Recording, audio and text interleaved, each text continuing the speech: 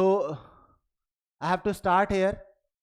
सबसे पहली बात है, लास्ट लेक्चर में हम लोगों ने जो क्वेश्चंस किए थे उसमें सभी लोगों को क्वेश्चन समझ में आ गए? सारे लोगों को क्वेश्चन क्लियर है?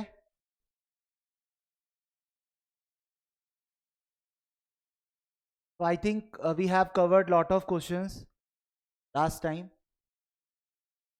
This bullet question was very important. I have already told you. ठीक है, आज हम लोग नए क्वेश्चन की तरफ चलेंगे।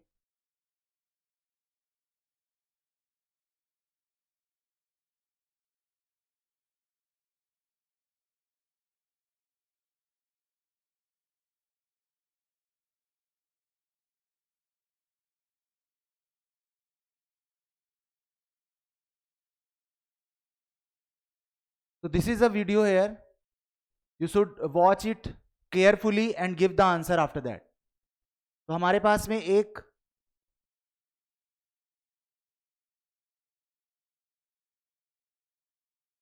सभी लोग वीडियो को प्रॉपर देखें, ठीक है? तो हमारे पास ये एक रॉड है, को जैसे ही छोड़ा ये क्या हो गई, नीचे की तरफ फॉल डाउन हो गई, राइट? इतना सभी को समझ में आ रहा है? Whenever we release the ball, sorry rod, it is fall down. सब लोगों को इसका आंसर बताना है कि क्या करेक्ट आंसर होगा। Neglect any effect of friction, neglect any effect of friction during the fall of this uniform scale. The centre of mass of the scale, the centre of mass of the scale क्या होने वाला है? Falls with a vertically downward component of acceleration equal to g. G acceleration से इस rod का centre of मास नीचे की तरफ फॉल करेगा। Falls with a vertical downward component of acceleration less than g. Falls with vertically downward component acceleration more than g. Moves with a speed half that farthest point of the scale at any instant during this fall. तो इसको बहुत अच्छे से समझने की कोशिश करते हैं, right? For example, if this is a pen and if I am dropping this pen, because this pen is horizontal, then whenever it is moving down, the center of gravity of this pen will be at that center of this rod or pen, right? अब इस pen के centre पर अगर इसका centre of gravity है, तो जैसे ही ये नीचे की तरफ फॉल होगा तो क्या होगा बताओ सभी लोग? इसका centre of gravity g acceleration से वर्टिकली डाउनवर्ड आएगा कि नहीं आएगा? यस और नो?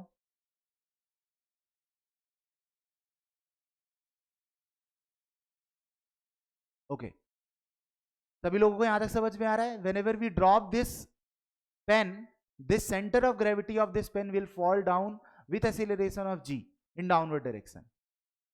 मतलब बहुत ही सिंपल सी बात है कि अगर हमारे पास में एक पेन होता है, एक हॉरिजॉन्टल रॉड है, और इस हॉरिजॉन्टल रॉड को अगर हम ड्रॉप करेंगे, वर्टिकली ड्रॉप करेंगे, तो क्या होने वाला है?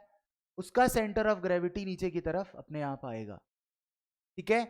जैसे कि अगर हमारे पास ये कोई रॉड है और इसका सेंटर ऑफ ग्रेविटी यहां पर है, and if I am dropping this ball, then centre of mass जो होगा वो जी एक्सीलरेशन से, जिसकी value 9.81 metre per second square होती है, इस एक्सीलरेशन से नीचे की तरफ फॉल होने लगेगा। बट बिकॉज क्वेश्चन में क्या दिया गया है? क्वेश्चन में दिया गया है इंक्लाइंड रॉड दी गई है, क्वेश्चन में इंक्लाइंड रॉड दी गई, ठीक है? Wait a 1 minute.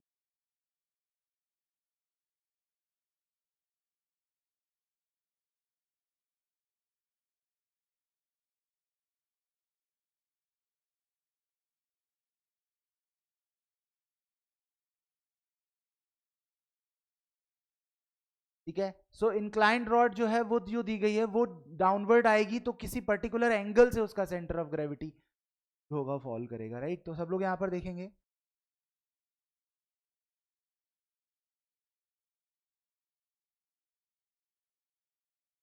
If this is a rod,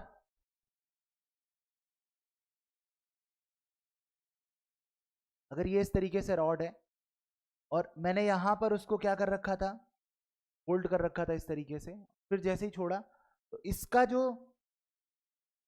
centre of gravity होगा इसके एक पर्टिकुलर सेंटर पर होगा, but falls with vertically downward component of acceleration. Vertically downward component of जो एक्सीलरेशन होगा, because you know very well there is a mg which is the weight of this rod which act in a vertically downward direction, और अगर इसका angle, ये angle theta है, तो ये वाला एंगल कितना होगा, this angle will also be the theta, because ये थीटा है, ये 90 होगा, this will be the 90 minus theta and this will be the theta. तो थीटा डिग्री होगा, तो यहां पर कितने कंपोनेंट्स बनने वाले हैं, देखो सभी लोग, एक कंपोनेंट इधर की तरफ हो गया mg वर्टिकली डाउनवर्ड, और एक कंपोनेंट हम लोग क्या कर सकते हैं, ये अलोंग कर सकते हैं, और एक इस, this will be the mg cos theta and this will be the mg sin of. यहां तक सबको समझ में आ रहा है? तो जो वर्टिकली डाउनवर्ड वेट था उसको अगर हम रिजॉल्व करें दो कंपोनेंट्स में, तो एक होगा mg cos थीटा और एक होगा mg sin थीटा। अब यहां पर जो एसिलरेशन है वो लेस देन जी क्यों होना चाहिए, बिकॉज जो एसिलरेशन की वैल्यू है वो कंपोनेंट्स की फॉर्म में आ रही है, तो जो कंपोनेंट ऑफ जी होगा, कंपोनेंट ऑफ जो जी होगा that will be less than, यहां पर यही बहुत बेसिक सा क्वेश्चन था कि अगर ये चीज वर्टिकल इस तरीके से होती, हॉरिजॉन्टल होती और हम ड्रॉप करते तो वो जी से जाता, बट वो एंगल पर होने की वजह से क्या हुआ, जब वो इस तरीके से फॉल हुआ, तो एक तरीके से देखा जाए तो यहां पर जो कंपोनेंट नीचे की तरफ लाने की कोशिश कर रहा है वो कौन है, mg cos थीटा है, जो इसको घुमाने की कोशिश कर रहा है, इस तरीके से फॉल डाउन कराने की कोशिश कर रहा है, और ये mg cos थीटा में जो g cos थीटा है दैट इज द एसिलरेशन, और उसकी वैल्यू g से क्या है, कम है। यहां तक समझ में आ गया सभी लोगों को, इज इट क्लियर?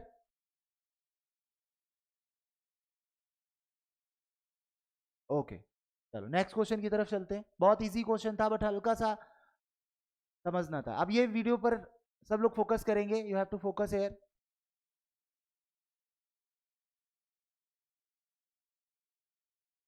ठीक है, this is the another question of electricity.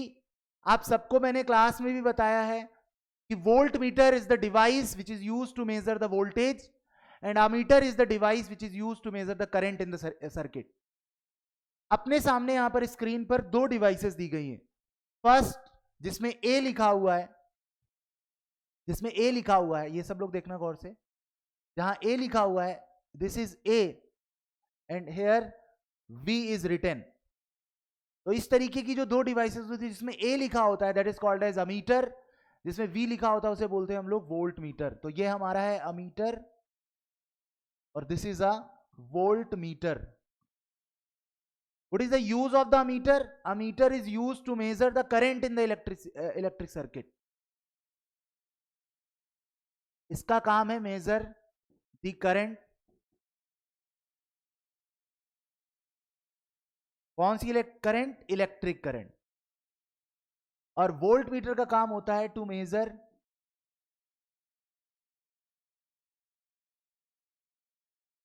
Voltage.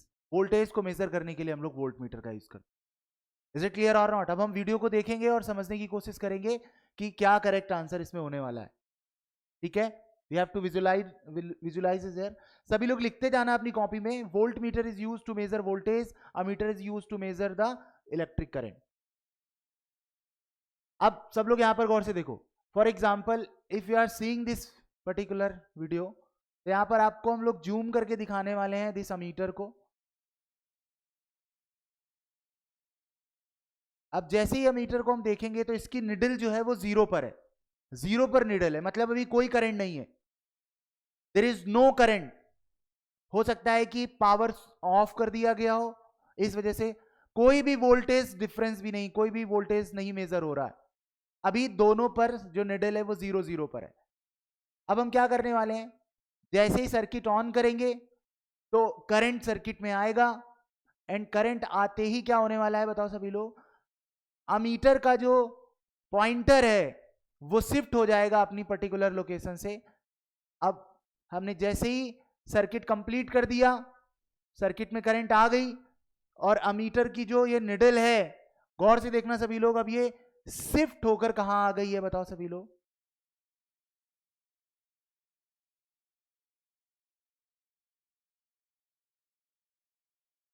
सबको दिख रहा है यहां तक? इज इट क्लियर और नॉट? अब ये जो निडल आई है वो इस जगह आई है और हमसे पूछा जा रहा है कि कितने एम्पियर की करंट है. Focus the point here what I am telling to you all. सबसे पहली बात है, जो अमीटर होता है उसका यूज करते हैं हम लोग करंट मेजर करने के लिए. दूसरी चीज, अमीटर जब करंट मेजर करता है तो यूनिट ऑफ करंट, करंट को जब हम मेजर करते हैं तो उसकी यूनिट क्या होती है, किस पर्टिकुलर यूनिट में हम करंट को मेजर करेंगे, and that unit will called as ampere. इसे क्या बोलते हैं? Ampere. Ampere is the name of the scientist. उन्होंने अपने नाम पर इस यूनिट को रखा जिसका नाम होता है एम्पियर. जैसे कि हमने पढ़ा है या जानते हैं, मास को हम किलोग्राम में मेजर करते हैं, डिस्टेंस को हम मीटर में मेजर करते हैं, time we are measuring in second. Similarly, if we are talking about the current, it is measured in ampere. Ampere is the unit of current. Similarly, the unit of voltage is volt, right? Volt is the unit of voltage, ampere is the unit of current. किससे major करते हैं current को? Ammeter से. Voltage को किससे major करते हैं? Volt meter से. क्लियर और नॉट? यहां तक सबको क्लियर हो गया होगा. अब मेन इंपॉर्टेंट है हम स्केल की रीडिंग कैसे लेते हैं.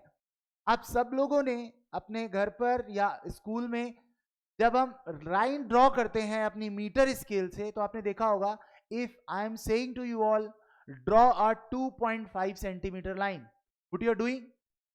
अगर मैं तुमसे कहूं कि 2.5 सेंटीमीटर लाइन ड्रॉ करो, तो हम क्या करते हैं? तरीके से स्केल लेते हैं और स्केल में एक तरफ सेंटीमीटर लिखा होता है और एक तरफ इंच लिखे होते हैं. 0 के बाद यहां 1 आता है, यहां 2 आता है और यहां 3 आता है, और सेंटर पर इसके एक 5 पॉइंट होगा. तो यहां से लेकर यहां तक की डिस्टेंस हम जान जाते हैं कि ये 2.5 सेंटीमीटर. बताओ यहां तक समझ में आया कि नहीं आया? अगर मैं आपसे कहूं कि 2.6 सेंटीमीटर मेजर करना है, व्हाट यू आर डूइंग? इस 5 के जस्ट बगल में एक पॉइंट होगा जिसको 2.6 बोलेंगे, फिर जस्ट उसके जस्ट साइड में 2.7, 2.8, 2.9, और फिर हम इस वाले पॉइंट पर पहुंच जाएंगे and it will called as 3. Scale की रीडिंग मेजर करने में हम इतना जानते हैं, स्केल की रीडिंग में हम इतना जानते हैं, अगर आपके आसपास स्केल है तो आप स्केल को पास में लाकर चेकआउट कर सकते हो कि 0 to 1 सेंटीमीटर के बीच में जो छोटी छोटी सी थिन लाइंस बनी होती हैं, जो थिन लाइंस होती हैं छोटी छोटी, उन थिन लाइंस को अगर हम काउंट करें तो वो टोटल थिन लाइंस होती हैं 10 थिन लाइंस होती हैं. यस और नो? और एक थिन लाइन का मतलब होता है, अगर इसके बीच में एक थिन लाइन है यहां पर, तो उस एक थिन लाइन का मतलब होता है बच्चा 1 मिलीमीटर. कितना होता है? 1 मिली. इस तरीके से जब 10 मिलीमीटर्स आपस में मिलते हैं तो वो 1 सेंटीमीटर फॉर्म करते हैं. कितना फॉर्म करते हैं? 1 सेंटीमीटर. तो इससे हमें समझ में आ जाता है कि हमने 2 बड़ी लाइन कवर करी तो 2 सेंटीमीटर हो गया, फिर उसके बाद 5 छोटी छोटी लाइन कवर करी तो 2.5 सेंटीमीटर हो. मतलब 1 millimetre is equal to 0.1 centimetre. इससे हम क्या बोल सकते हैं? बताओ सभी लोग. 1 millimetre is equal 1 millimetre 0.1 centimetre. Clear और नॉट? तो इसी तरह से हम यहां पर अमीटर की रीडिंग को मेजर करेंगे, बिकॉज हमें यहां समझने की बहुत ज्यादा जरूरत. ठीक है? यहां तक सबको समझ में आया है? यस और नो? यहां तक सबको क्लियर है? अगर क्लियर है तो फिर मैं इस रीडिंग को मेजर करके बताता हूं. देखो इधर सब लोग, अब यहां पर क्या लिखा हुआ है?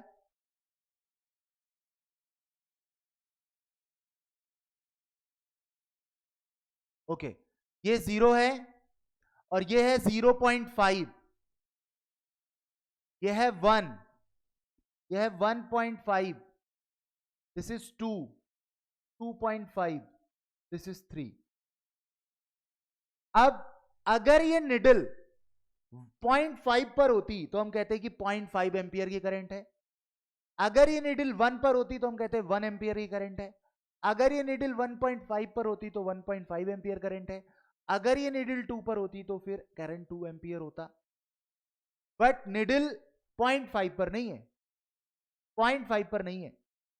इसका मतलब है कि करंट लेस देन 0.5 एम्पियर होगा। ये तो 101% ट्रू। अब हमें कैसे पता चलेगा? बिल्कुल सिंपल, जैसे हम लाइन खींचते थे तो हमें पता होता था कि वन लाइन, एक छोटी लाइन के बाद जस्ट छोटी अगली लाइन जब आती है तो 0.1 सेंटीमीटर हम लोग इंक्रीज करते हैं। वो उसकी वैल्यू 0.1 सेंटीमीटर होती थी। उस 0.1 सेंटीमीटर को हम बोलते हैं लीस्ट काउंट। क्या बोलते हैं? Least count. What is the meaning of least count? Least count is the count which is measured, minimum value जो हम मेजर कर सकते हैं उस डिवाइस से, उसे हम लीस्ट काउंट बोलते हैं। अब हमारी जो मीटर स्केल होती है जिसे हम लाइन खींचते हैं, उसका लीस्ट काउंट होता है 0.1 सेंटीमीटर, और यू कैन से 1 मिलीमीटर। अब अच्छा, 0.1 सेंटीमीटर का अगर हमारा लीस्ट काउंट होगा, इसका मतलब क्या है? क्या हम अपने हेयर की थिकनेस, अगर हम बाल, अपने हेयर को तोड़ लें और उसको हम स्केल से मेजर करें कि उसकी कितना थिक है, वो क्या मेजर कर पाएंगे? यस और no? Tell me the answer, yes और no? Can you measure the thickness of the hair with the help of metre scale? नहीं मेजर कर सकते हैं। उसका कारण है क्योंकि थिकनेस इतनी छोटी है कि हमारा स्केल 0.1 सेंटीमीटर के बाद अपने हाथ खड़े कर देता है कि भाई अब मेरे से नहीं हो पाएगा, मैं कम से कम 0.1 सेंटीमीटर मेजर कर सकता हूं, उससे कम नहीं मेजर कर सकता हूं। You have to use another device for that. You can not measure, the scale can not measure less than 0.1 centimetre, because metre scale का लीस्ट काउंट ही 0.1 सेंटीमीटर है। So what we are using for that? We can use vernier scale, we can use screw gauge। इस तरह की devices हम use कर सकते हैं जिनका हम कम थिकनेस मेजर करने के लिए, जो बिलो देन 0.1 सेंटीमीटर है, उसको यूज किया जाता है एज अ मीटर स्केल के पॉइंट। तो लीस्ट काउंट हर एक डिवाइस का होता है, हर एक डिवाइस का लीस्ट काउंट होता है। अमीटर का भी होता है, वोल्ट मीटर का भी होता है, मीटर स्केल का भी होता है, वर्नियर कैलिपर का भी होता है, स्क्रू गेज का भी होता है। हर एक डिवाइस का अपना एक लीस्ट काउंट होता है, और उसका मतलब बस इतना है कि उसमें जो छोटी लाइंस होती हैं, उन लाइंस के बीच में कितना कितना क्या उस छोटी लाइंस के बीच में क्या मेजरमेंट होगा, minimum measurement of the device is called as least. How we can count, how we can measure this least count? Least count को हम कैसे पता कर सकते हैं कि किसी डिवाइस का लीस्ट काउंट कितना होता है? देखते हैं हम लोग। यहां पर सब लोग गौर से सुनो। आपको पता है कि अगर मैं काउंटिंग करूं यहां पर, तो 1 2 3 4 5 6 7 8 9 10, बताओ 10 काउंट करेंगे तो हम 0.5 एम्पियर पे पहुंच जाएंगे कि नहीं? टेल मी और everyone, if we count 10 lines then we will get 0.5 ampere. तो अगर हम लीस्ट काउंट निकालेंगे तो क्या आएगा? देखो सभी लोग, लीस्ट काउंट का मतलब है मेजरमेंट, मेजरमेंट का मतलब है 0.5 एम्पियर। बट ये 0.5 एम्पियर कितने डिविजन्स के लिए है?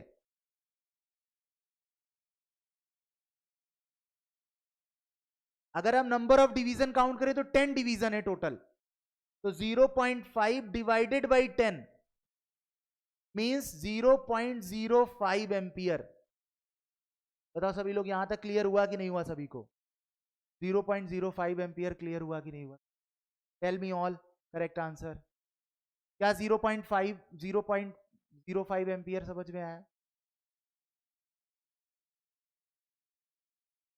कुछ भी नहीं करना है, एक नंबर तुम सेलेक्ट कर लो, चाहे 0.5 सेलेक्ट कर लो, चाहे 1 सेलेक्ट कर लो, 1.5 सेलेक्ट कर लो, और वहां तक के टोटल डिवीजन हमें क्या कर लेने हैं? काउंट कर लेने हैं, और डिवाइड कर देना है टोटल डिवीजन से, तो तुम्हें उस डिवाइस का लीस्ट काउंट मिल जाएगा। मतलब दो पतली लाइंस के बीच में जो गैप है, वो गैप कितने एम्पियर का है? वो है गैप 0.05 एम्पियर का। This gap is 0.05 ampere only.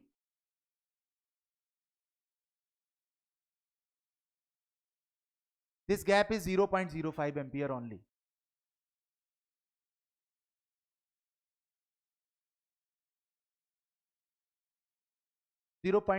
Ampere, 0.05 ampere का जो गैप है वो हमारे पास में आ रहा है। अब सब लोग जल्दी से फाइनल क्वेश्चन का आंसर करो। पहले स्क्रीनशॉट ले लो सारे लोग, take a screenshot, and after that you have to give the answer. I am asking the question from this video.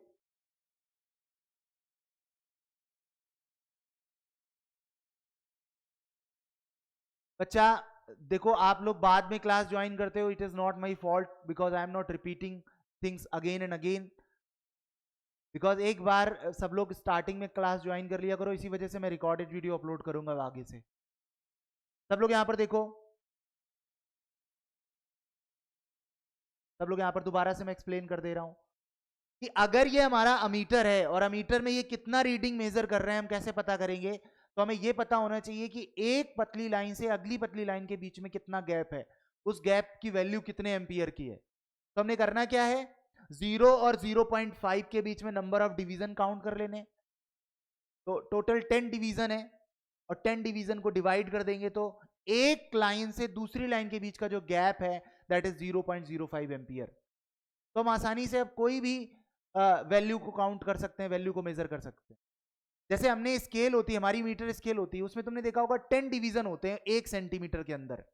1 centimetre के अंदर 10 डिवीजन होते हैं, इसका मतलब एक डिवीजन से अगले एक लाइन से दूसरी लाइन के बीच में जो गैप होता है वो 0.1 सेंटीमीटर के इक्वल होता है। अब हमारी लाइन कहीं पर भी आए तो हम जस्ट पहले वाला नंबर देखेंगे 5 सेंटीमीटर, और उसके बाद 3 लाइंस, तो एक लाइन के लिए 0.1 सेंटीमीटर, तो 3 लाइन के लिए 0.3 सेंटीमीटर, तो 5.3 सेंटीमीटर रीडिंग हो जाएगा अगर हम मीटर स्केल से मेजर कर रहे हैं। वैसे ये कितना है, ये कितना मीटर कितना होगा बताओ सभी लोग, लीस्ट काउंट इसका 0.05। तो अब हम देखें तो ये हो गया 1, ये हो गया 2, ये हो गया 3 और ये हो गया 4, मीन्स 0.05 तो क्या है बताओ सभी लोग, एक डिजिट के बीच का, एक लाइन के अगली लाइन के मतलब एक डिवीजन का वैल्यू है 0.05 एम्पियर। तो ऐसी 4 डिवीजन के बीच का डिफरेंस, 4 डिवीजन के बीच का कितना आंसर होगा, 20 आ जाएगा, और 0.2 मींस 0.2 एम्पियर की करंट मेजर हो गई है। दिस करंट इज 0.2 एम्पियर, ये 0.2 है और ये 0.5 है। आ गया समझ में सब लोगों को? Is it clear all? Is it clear? और सभी को क्लियर समझ में आ गया बच्चा? चलो ठीक है, स्क्रीनशॉट, आगे बढ़ते हैं हम लोग। ठीक है, ठीक है, स्क्रीनशॉट, आगे बढ़ रहे हैं। चलो नेक्स्ट, सब लोग अब वोल्ट, इसी वीडियो को आगे मैं फॉरवर्ड कर रहा हूं, अब हम वोल्ट मीटर की तरफ चलते हैं। वोल्ट मीटर को देखेंगे कि वोल्ट मीटर में क्या रीडिंग आ रहा है। अब मैं बताऊंगा नहीं वोल्ट मीटर का, आप सबको खुद आंसर करना पड़ेगा कितने वोल्ट का ये मेजरमेंट है। देखो सभी लोग, tell me how many volt it is measuring. This is a volt meter, this is a voltmeter, measure the voltage of this voltmeter।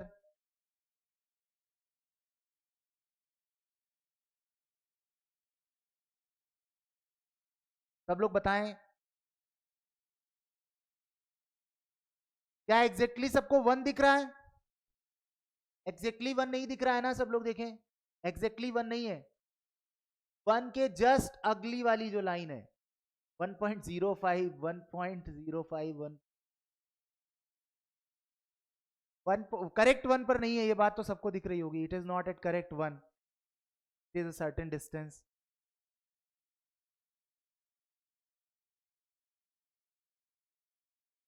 Okay, so first of all we have to measure the least count।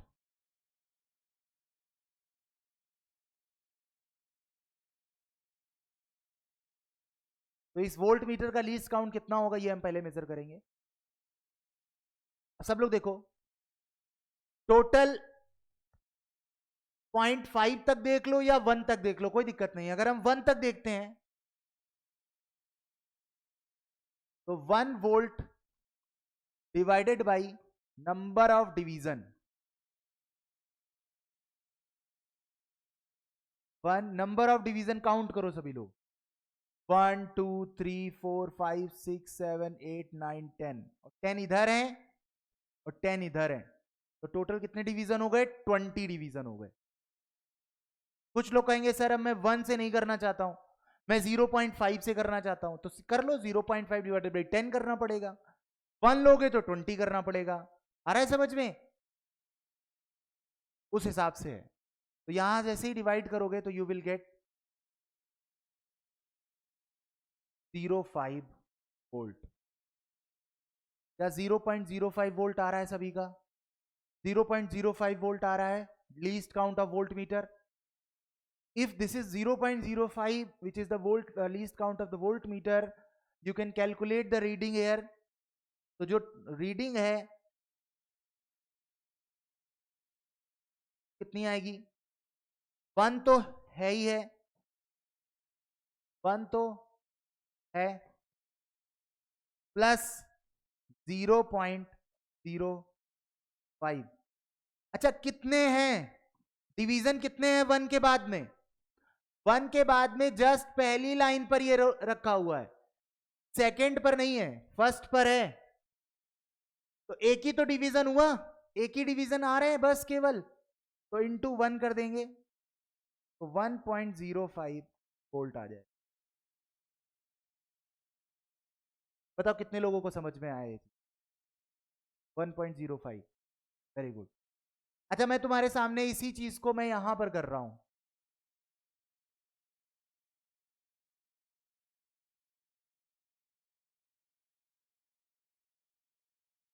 सब लोग count करके बताओ कितनी value होगी, ये सारे लोग करके दिखाएं।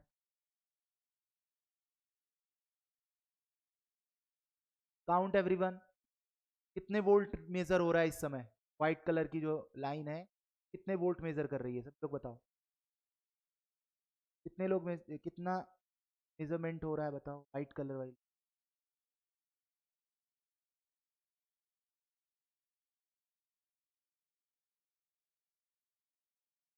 तो करे 1.35 1.5 5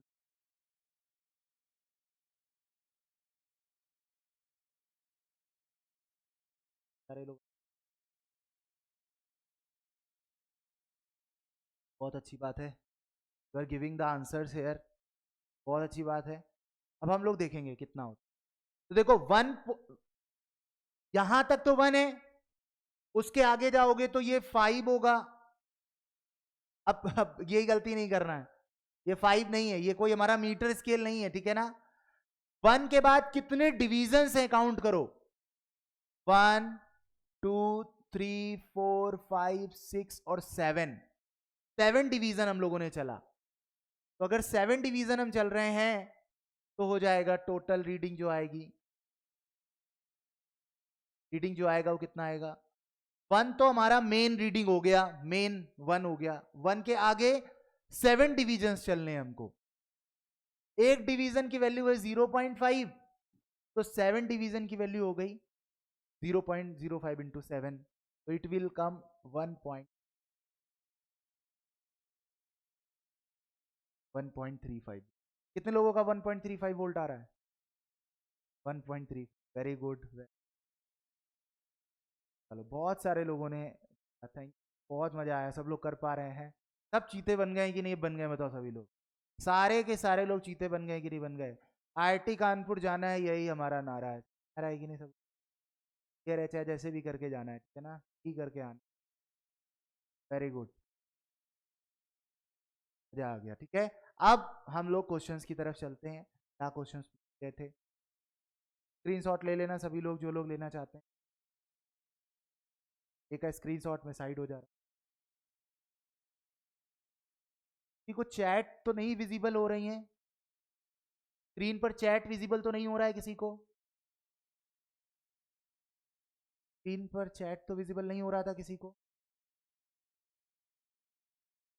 क्या हुआ, डाउन थंब क्यों जा रहा है?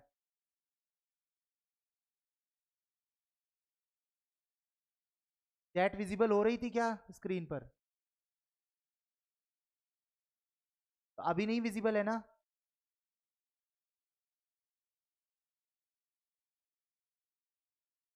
क्या अब नहीं विजिबल है? ओके, अब सब सही है ना?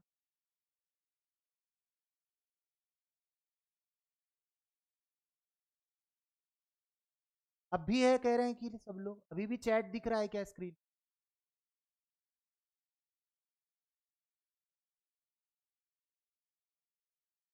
आई थिंक अब नहीं होगा।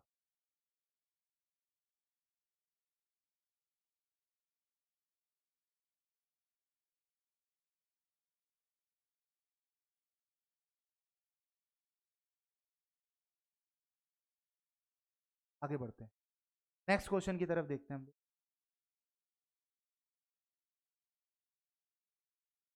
अब हमारे सामने पहला क्वेश्चन है, a voltmeter and ammeter battery and resistance are connected shown in the figure, least count of the ammeter is 0.05 ampere, ये सब 0.0 in the, अगला क्वेश्चन है, the least count of the voltmeter is 0.05 volt, जैसा कि हमने figure में देखा था उसके 2.0। नेक्स्ट क्वेश्चन है रीडिंग के पॉइंट ऑफ व्यू से, अमीटर की जो बेस्ट रीडिंग रिप्रेजेंटेशन है वो कितना हो। यहां पर ये बात ध्यान रखना, हम लोग क्या होता है कि इस तरह से भी हम लोग लिखते हैं कि जो आंसर हमारा आया था अमीटर के केस में 0.4 आया था, आई थिंक है ना, 0.4 आया था, आई थिंक कितना आया था, 4 नहीं 0.2 आया था, राइट, 0.2 आया था, 0.2 एम्पियर आया था। और हमें इसके आगे प्लस माइनस, क्या बताओ सभी लोग, प्लस माइनस 0.05 ऐड कर देना होता है और सब्ट्रैक्ट कर देता है, बट ये जरूरी नहीं है। इस क्वेश्चन में ऐसा दिया गया है, that's why I am taking this thing, but वो दिया जाता है कि कभी कुछ मिस्टेक ना रहे। सी इज द करेक्ट आंसर। इसी तरह वोल्ट मीटर के केस में क्या होगा, 1 पॉइंट पहले का आंसर कितना था सभी लोग बताएं, पहले का आंसर क्या आया था हमारा, आई थिंक 1.05 आया था, राइट।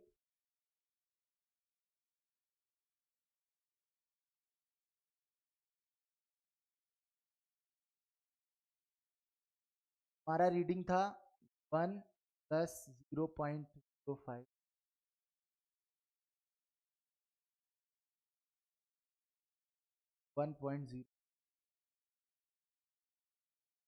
1.05 आया था ना, सभी लोग बताओ कितना आया था।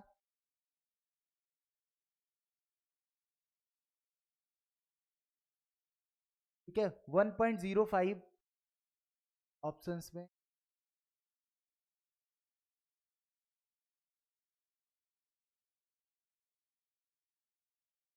वन के बाद में जस्ट एक रीडिंग थी, राइट।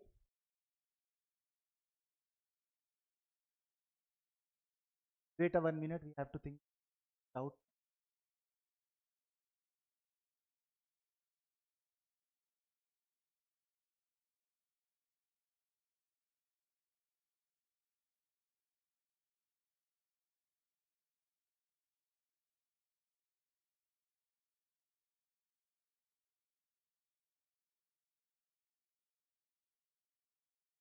तो आई थिंक समझ में आ गया था, इसमें वन जो मेन स्केल रीडिंग आया था उसमें हम लोग लीस्ट काउंट को प्लस माइनस, ठीक है, बी आंसर आ जाए। अगला क्वेश्चन करते हैं, ठीक है। देखो इधर सभी लोग, अब वीडियो को सब लोग देखेंगे, यहाँ पर क्या करा दिया मैंने तो।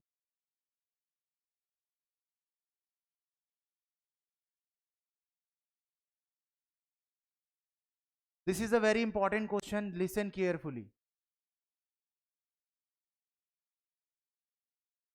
सब लोग इस वीडियो को देखो, सब लोग इस वीडियो को देखें, अभी कोई बात नहीं करेगा, अभी कोई चैट नहीं करेगा, वीडियो को देखो, नया क्वेश्चन हम जा रहे हैं, इट इज वेरी इंपॉर्टेंट, ठीक है। अब ये की चीज हम खुद ट्राई करते हैं, करने की कोशिश भी करते हैं घर पर, आप सब लोगों को प्रॉपर विजिबल भी हो रहा होगा यहाँ पर, कि यहाँ पर हमारे पास में क्या लगा, एक पाइप ले रखा है और उस पाइप को दो हाथ के बीच में इस तरीके से कर रखा है ना। नीचे वाले हाथ को हमने होल्ड कर रखा हुआ है। अभी कोई चैट सेक्शन ना यूज करो, कोई भी डोंट यूज चैट सेक्शन।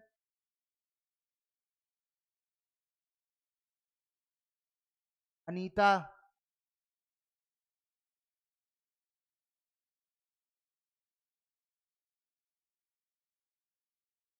कौन है बच्चा? अच्छा, टाइप करते चले।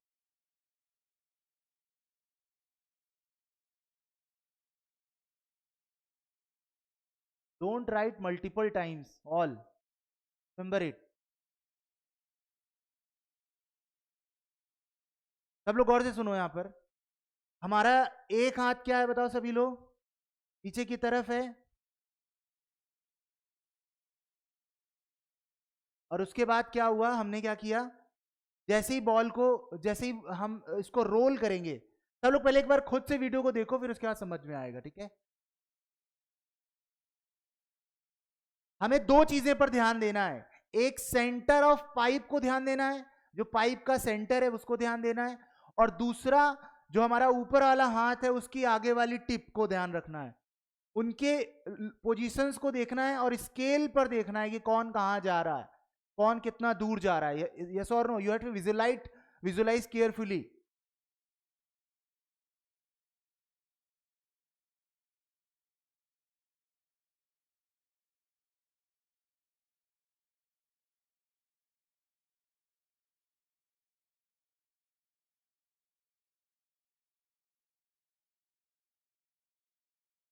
This is the case first.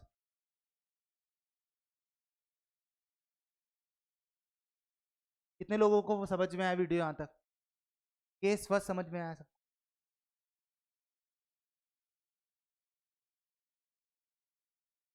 अब सब लोग इस चीज को यहां पर समझने की कोशिश करें, समझने की कोशिश करो सभी लोग।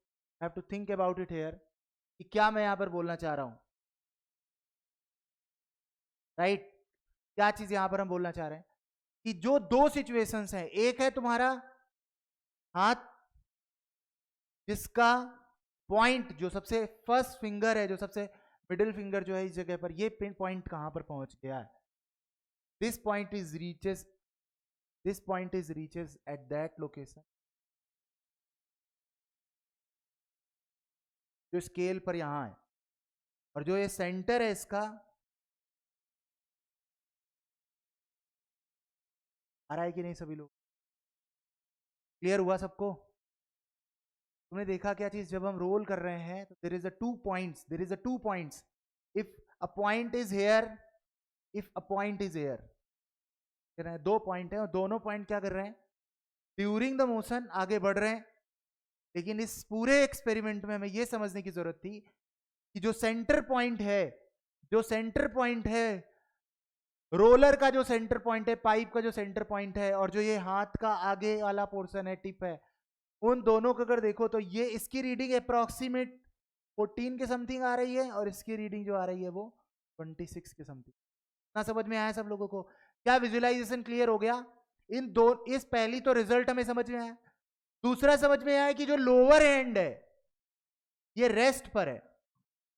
लोअर हैंड जो है वो रेस्ट पर है, वो नहीं चल रहा है, वो वही है। पाइप जो है वो रोल कर रहा है, जिसे हम प्योर रोलिंग कह रहे हैं।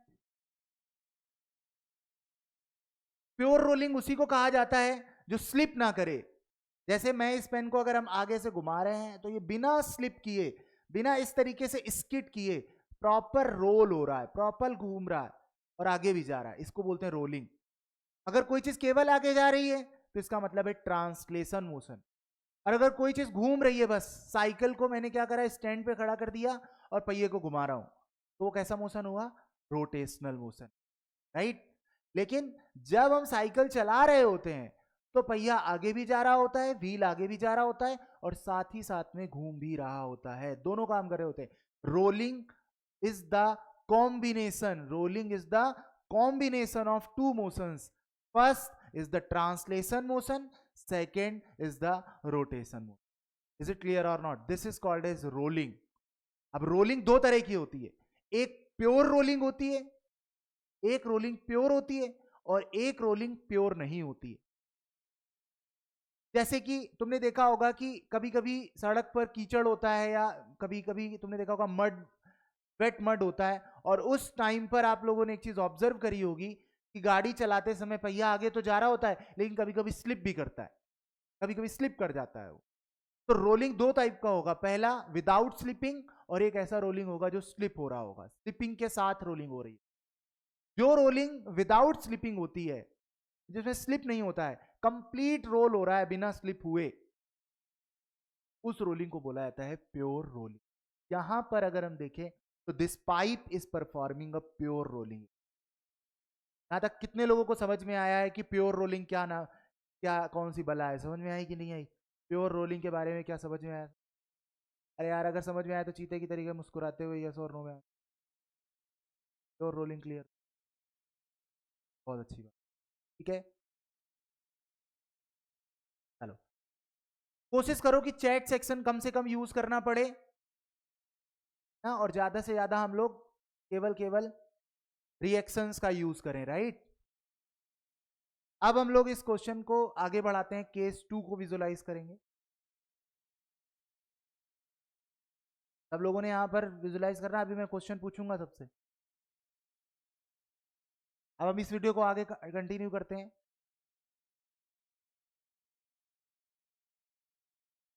This was the case first, जो चीज हमने यहां पर समझी। अब हम लोग केस 2 के बारे में बात करेंगे, और वो किस तरीके से है वो सब लोग, ठीक है।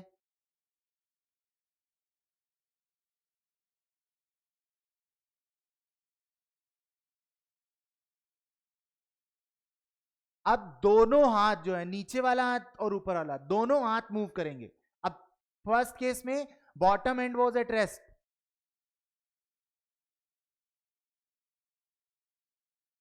देखो नीचे वाला हाथ एक तरफ जा रहा है, और दूसरा वाला हाथ किधर जा रहा है? दूसरी तरफ जा रहा है। देख रहे हो सभी लोग?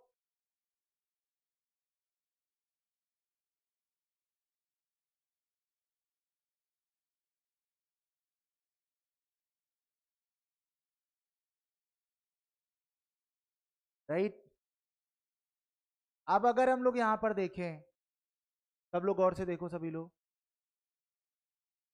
इस जगह इस अब सेंटर पॉइंट जो है पाइप का, अब जो पाइप का सेंटर पॉइंट है, the location of this centre point is at 15 and the this point is 29, approximately 29 है, थोड़ा सा एलिवेशन देखोगे 15 और 30 के समथिंग डिस्टेंस आ रही है कि नहीं आ रही है सभी लोगों को समझ में? ठीक है, दोनों में क्या डिफरेंसेस हैं, क्या चीजें थी, अब हम उनको आंसर्स करेंगे, समझेंगे, ठीक है ना। आपसे क्वेश्चन पूछता हूं, फिर हम एक्सप्लेन करेंगे। फर्स्ट क्वेश्चन आपके सामने, in case 1 the lower hand is fixed on the table, the upper hand presses the cylinder and moved ahead, ensuring no slipping, ensuring no slipping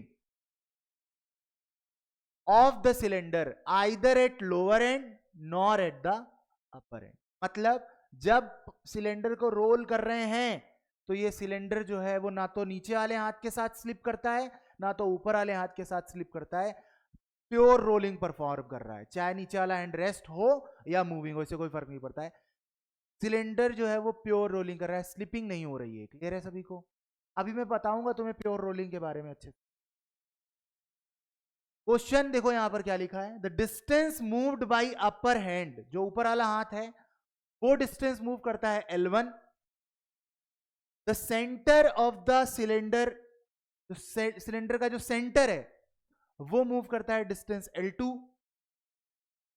and the lower hand जो है वो distance move करता है L3। Clear है?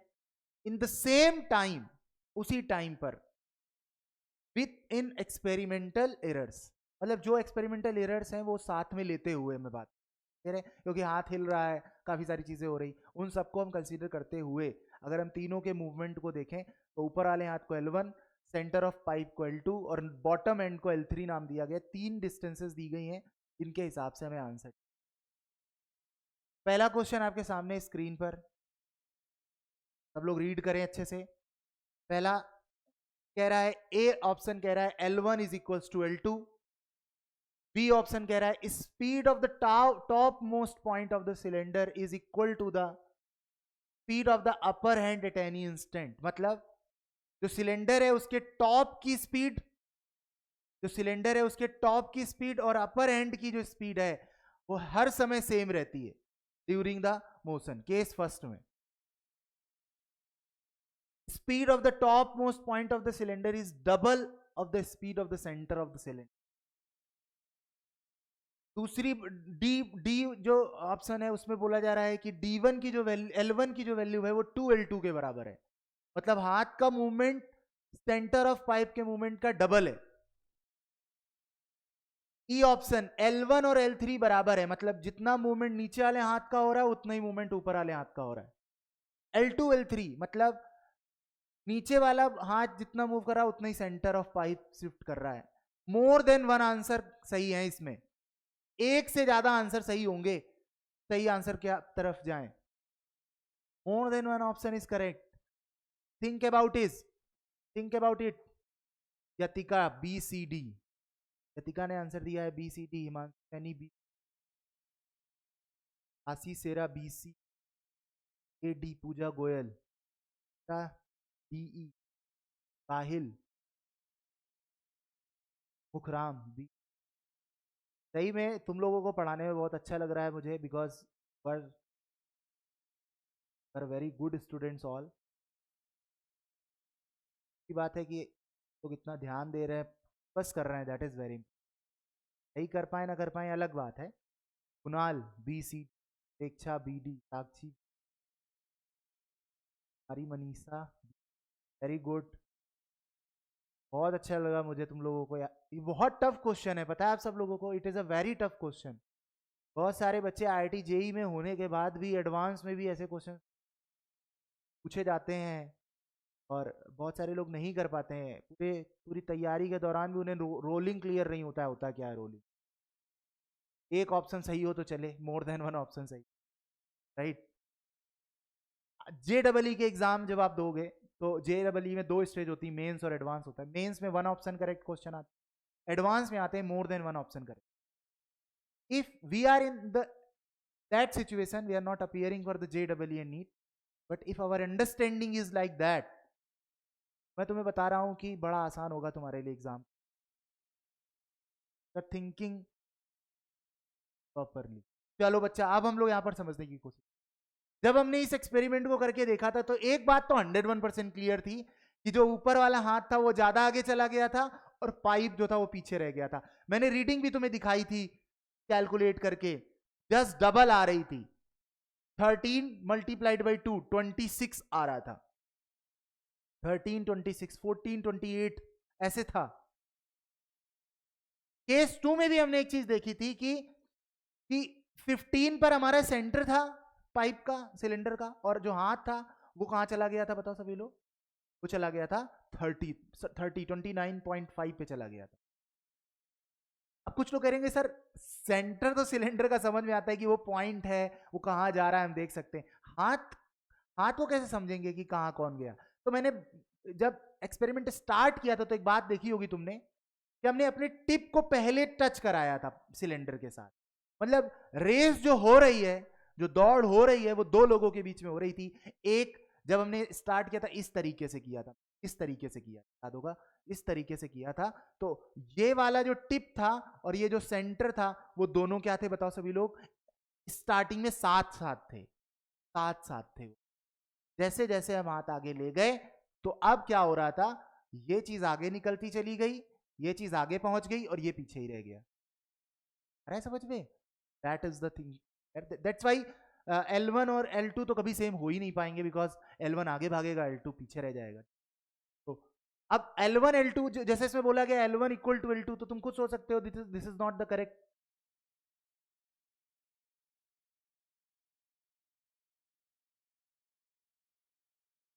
यहां पर L1 equal to L2 नहीं होगा, it is incorrect. L1 equal to L3 क्या पॉसिबल है? L3 you know very well, bottom end was at rest, so that's why there will be no motion. L3 तो zero था, L3 तो move ही नहीं कर रहा था, तो ये तो पॉसिबल ही नहीं है क्योंकि L3 तो जीरो है, ये चीज तो क्लियर है सबको, क्योंकि bottom and was at rest. क्या हुआ, नीचे की तरफ थम थम क्यों हो रहा है भाई? मतलब सही नहीं है ना, ऐसा कहना चाह रहे हो? कोई नहीं तो L3 जीरो है तो ये तो सही नहीं होगा। L2 इक्वल टू L3, ये भी पॉसिबल नहीं है। इसका मतलब है A, E और F तो गलत है, A, E, F तो गलत होगा। अब आता है B, C, D, केयरफुली समझो। D को समझते हैं, L1 is equal to 2L2, और ये बात सही है। जब हमने L1 देखा था तो 13 सेंटीमीटर था, तो L2 उस समय था 26 सेंटीमीटर। एक्सपेरिमेंट में हमने ये चीज देखी थी, समझ में आ रहा है? मैं एग्जैक्टली नहीं बता रहा हूँ कि जस्ट थोड़ा सा एरर भी हो रहा है इधर उधर, बट देखोगे अगर तुम लोग तो 13 का जस्ट या 14 टूजा जस्ट डबल वैल्यू आ रही थी, तो ये हमें बताता है कि L1 जो है वो 2L2 के इक्वल है। इसका मतलब है डी आंसर तो सही है। यहां तक सबको डी आंसर। अब हम लोग बी और सी को जस्टिफाई करते हैं, बी और सी को जस्टिफाई करेंगे। Speed of the top most point of the cylinder. अब ये सिलेंडर है, ये एक डिवाइस है जो इस तरीके से रेस्ट पर है, जो कि बॉटम हैंड था, और इसके ऊपर हमने एक टॉप हैंड लगा रखा था, और ये चीज इस तरीके से रोल कर रही। अब सब लोग गौर से सुनो, अगर मैं रोलर को इस तरीके से पकड़ लूं तो टॉप मोस्ट की जो स्पीड है सिलेंडर की, जो टॉप मोस्ट पॉइंट है ये है, जो कि इक्वल है speed of the upper end at any instant. मतलब जो ये अपर एंड होगा उसकी स्पीड हर समय जितनी भी है, जितनी भी स्पीड है, उसी के जस्ट बराबर स्पीड होगी top most point of the cylinder. अरे जब हम इसको आगे ले जा रहे थे, इसको हम आगे ले जा रहे थे, तो ये वाला पॉइंट भी कहां जा रहा था? ऐसा ये कहना चाहते हैं according to B, speed of the top most point of the cylinder is double the speed of the centre of the cylinder. तो जो टॉप मोस्ट है, जो इस सिलेंडर की जो स्पीड है, और जो इसका सेंटर जो है, सिलेंडर का जो सेंटर है, इससे डबल स्पीड है ऊपर वाले पॉइंट की। मतलब ये कहना चाहते हैं कि इसकी स्पीड इससे हाफ होगी। अरे बात समझ में आ रही सब लोगों को? मतलब ये हाफ होगी तभी तो ये डबल होगा, ये हाफ होगा तभी तो ये डबल होगा, अगर ये 5 होगा तभी तो ये 10 होगा ना, ऐसा ही कहना चाह रहे हैं। ये बी और सी कह रहे हैं, बी और सी कह रहे हैं। अब हम लोग समझेंगे कि क्या ये सच बात है, क्या ये सही बात है, क्या ये सही बात है, तो हम लोग देखेंगे प्योर रोलिंग के। ये दोनों चीजें मैं जस्टिफाई करनी है। अगर मैं ऊपर वाले को हटा दूं थोड़ी देर के लिए, तो हम लोग ये कहना चाहते हैं कि टॉप मोस्ट पॉइंट V से चलेगा और सेंटर चलेगा V/2 से, अगर ये प्योर रोलिंग कर रहा है तो। If this is performing pure rolling, that will happen. अब हम लोग अपने इस कंसेप्ट को समझने के लिए तो हम लोग आगे बढ़ेंगे।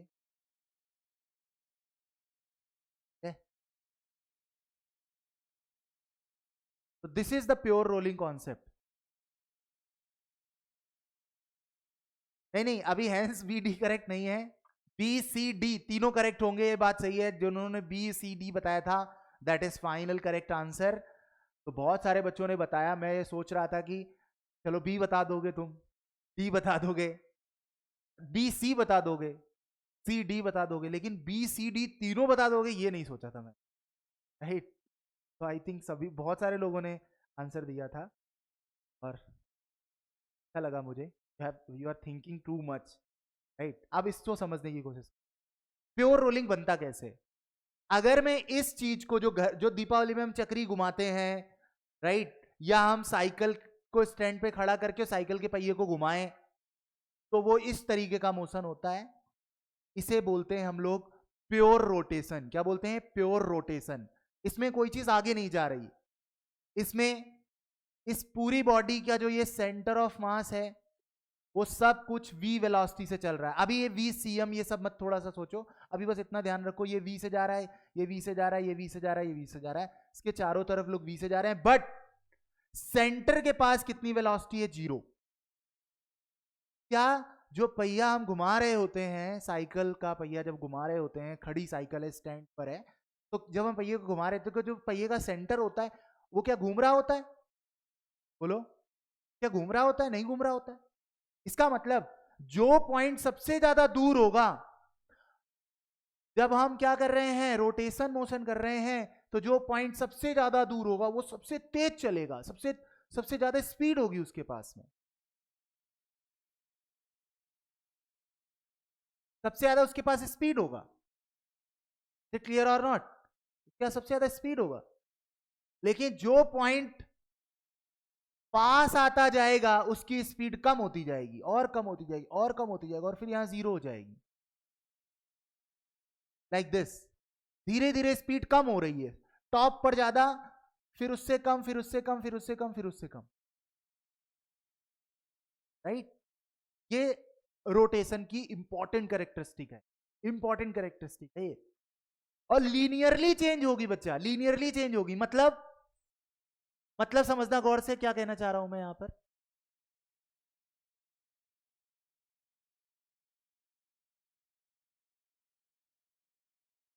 मैं यहां पर यह कहना चाह रहा था कि जो भी डिस्टेंस होने वाला है,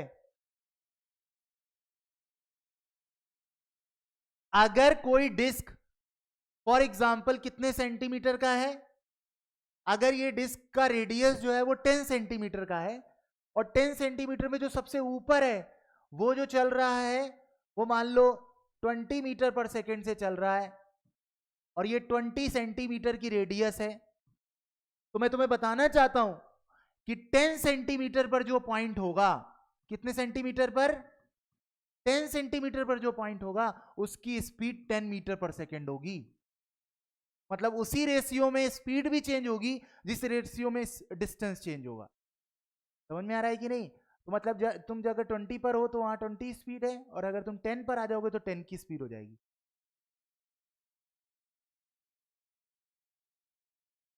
देखो इधर सभी लोग, बच्चा इधर उधर की कमेंट मत करो, मैं डिस्टर्ब होता हूँ, मुझे वहां पर आकर देखना पड़ता है।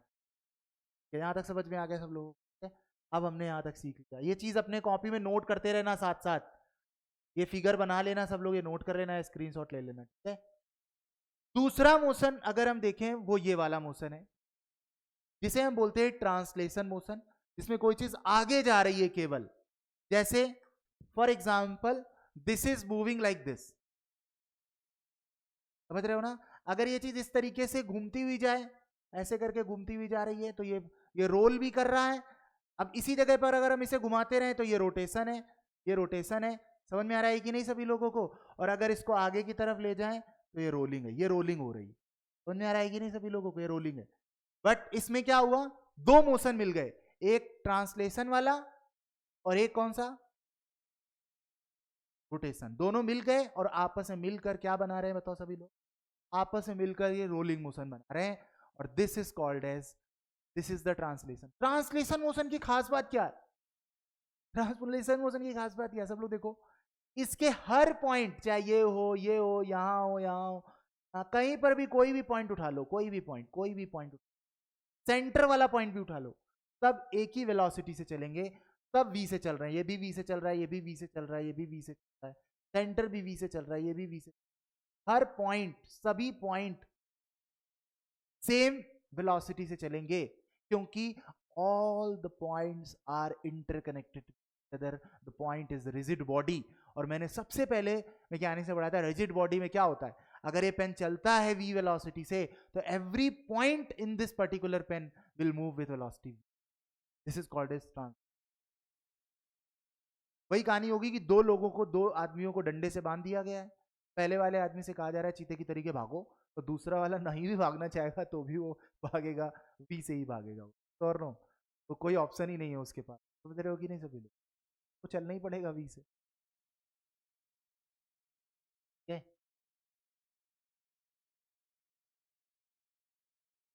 अब इसके बाद जब ये सारे वी वी मिल गए और ये मिला वी वी वी वी।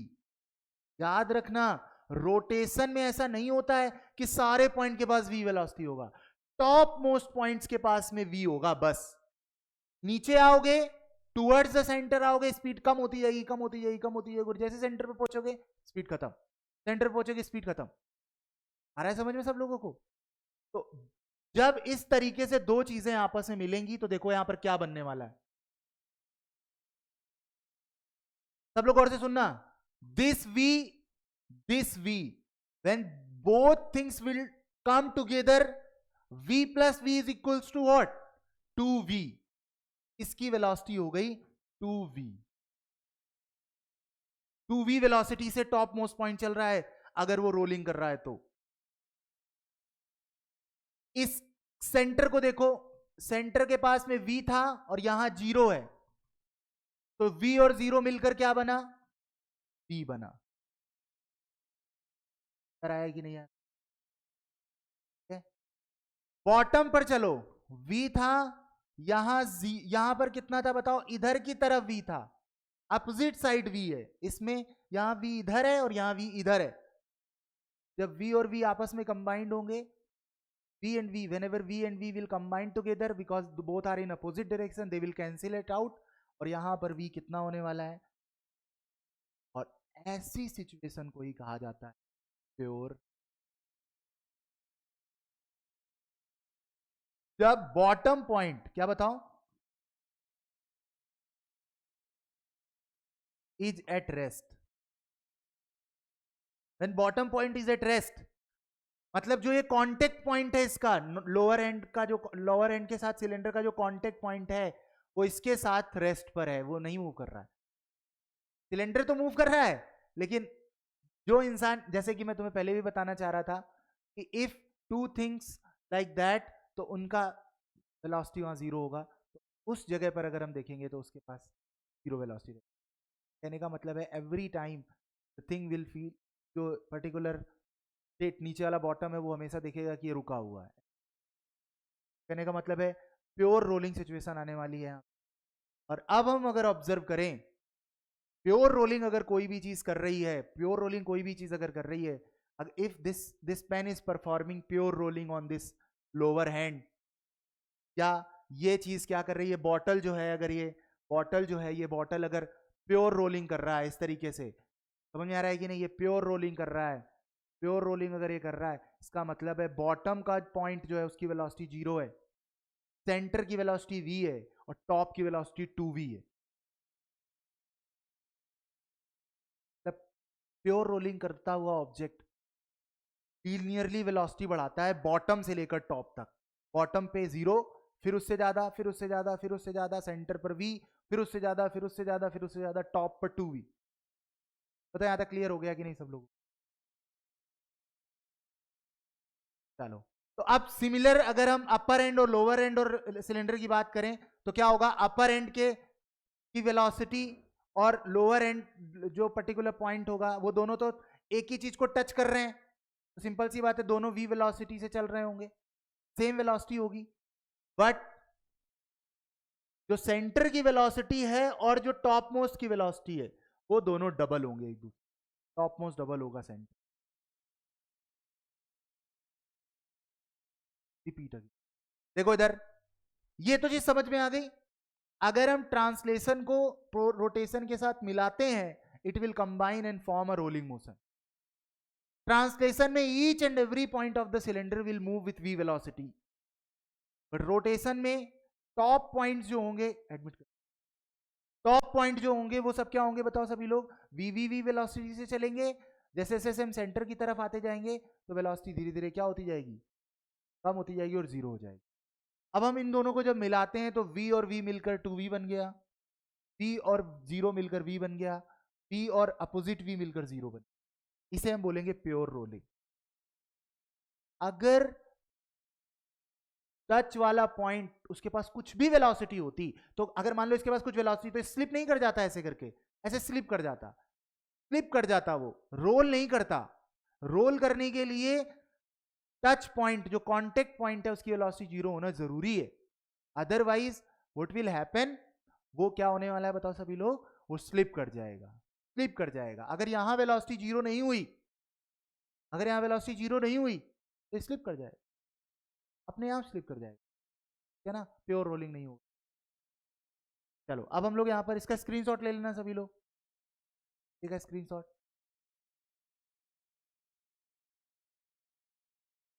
आगे बढ़ते हैं, क्या done.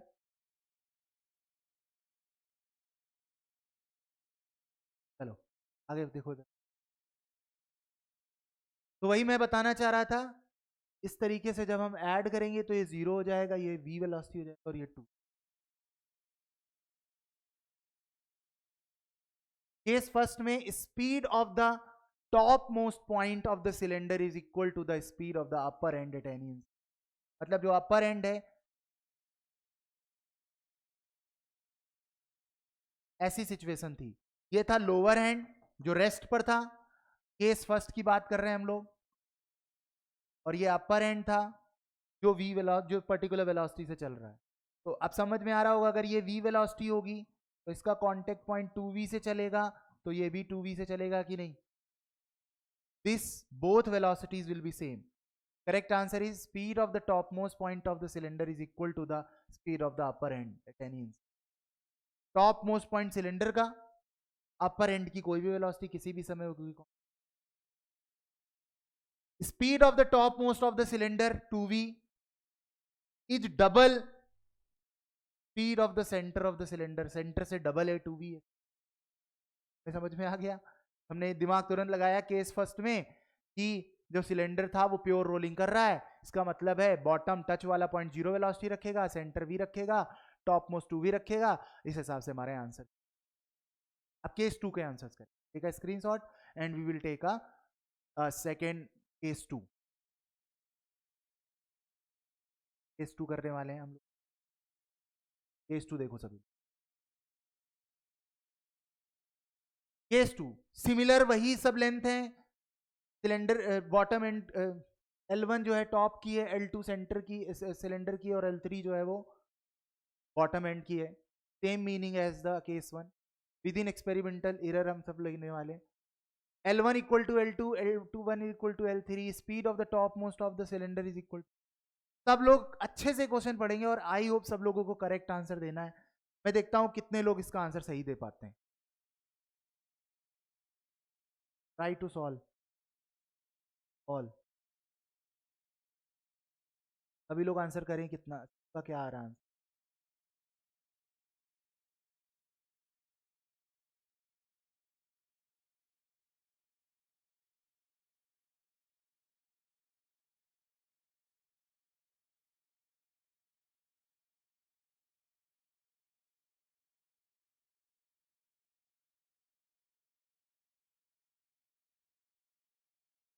What answer is coming? More than one answer is correct. Yatika, B and C.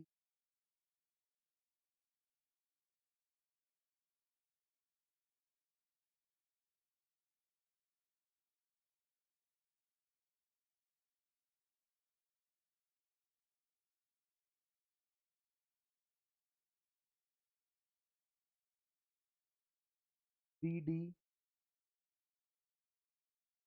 और B।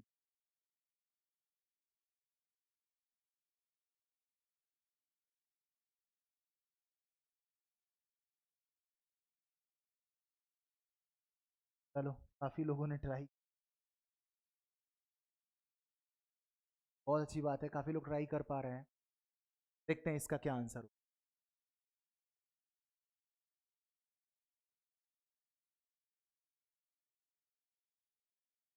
अगर हम लोग पुराने एक्सपेरिमेंट में वापस से जाते हैं तो एक चीज हम देखेंगे कि जो L1 और L2 था, टॉप और सेंटर ऑफ सिलेंडर की अगर हम में डबल डिफरेंसेस ही आ रहे थे, उसमें भी केस में भी डबल डिफरेंसेस, इसका मतलब है L1 L2 के बराबर नहीं होगा, L1 इक्वल टू 2L2 होगा, ये चीज ध्यान देने वाली बात। कहाँ आ रहा था L पर, हम लोग थोड़ा सा अपने केस 2 को एक बार फिर से विजुलाइज कर,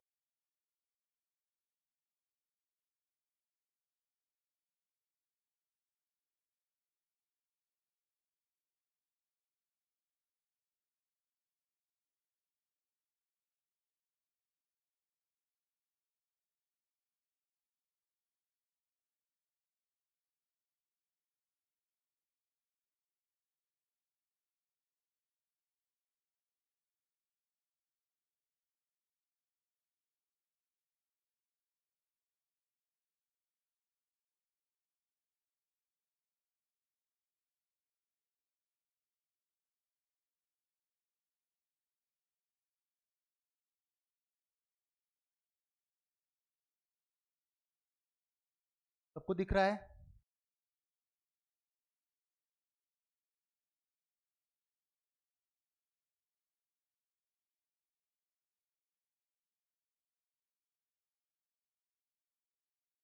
एक बार दोबारा से वीडियो देखना, दूसरे वाले चीज को हम लोग दोबारा से देखेंगे। ये तो फर्स्ट केस है, फिर केस 2।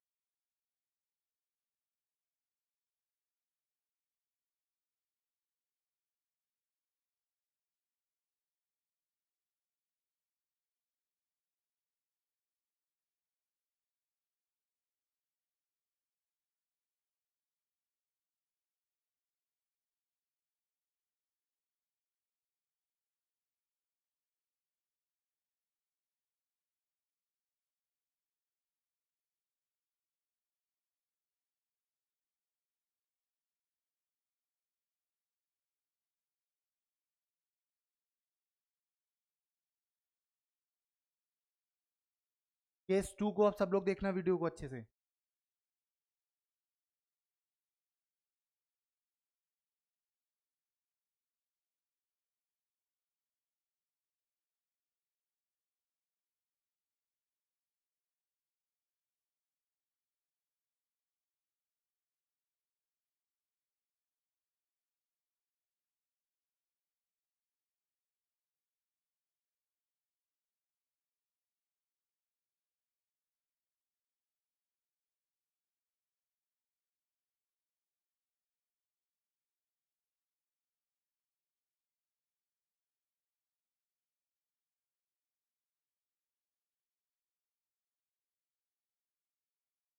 सभी को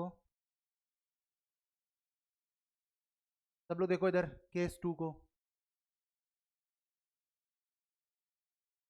केस 2 वाले केस में तुमने देखा होगा कि, देखना आप सभी लोग केस 2 को फाइनल अच्छे से समझना।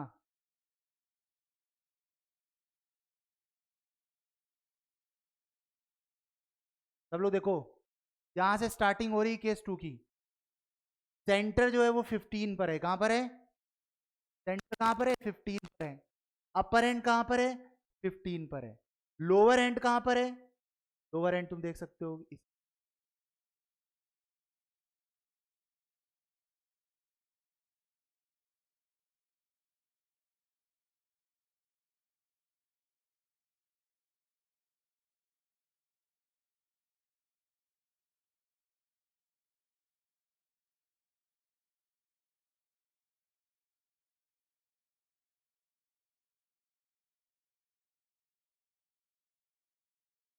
ये सबको समझ में आ रहा है? देखना गौर से।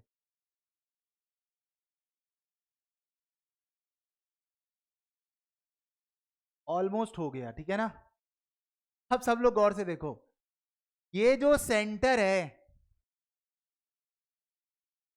सेंटर ऑफ द सिलेंडर कितने नंबर पर है?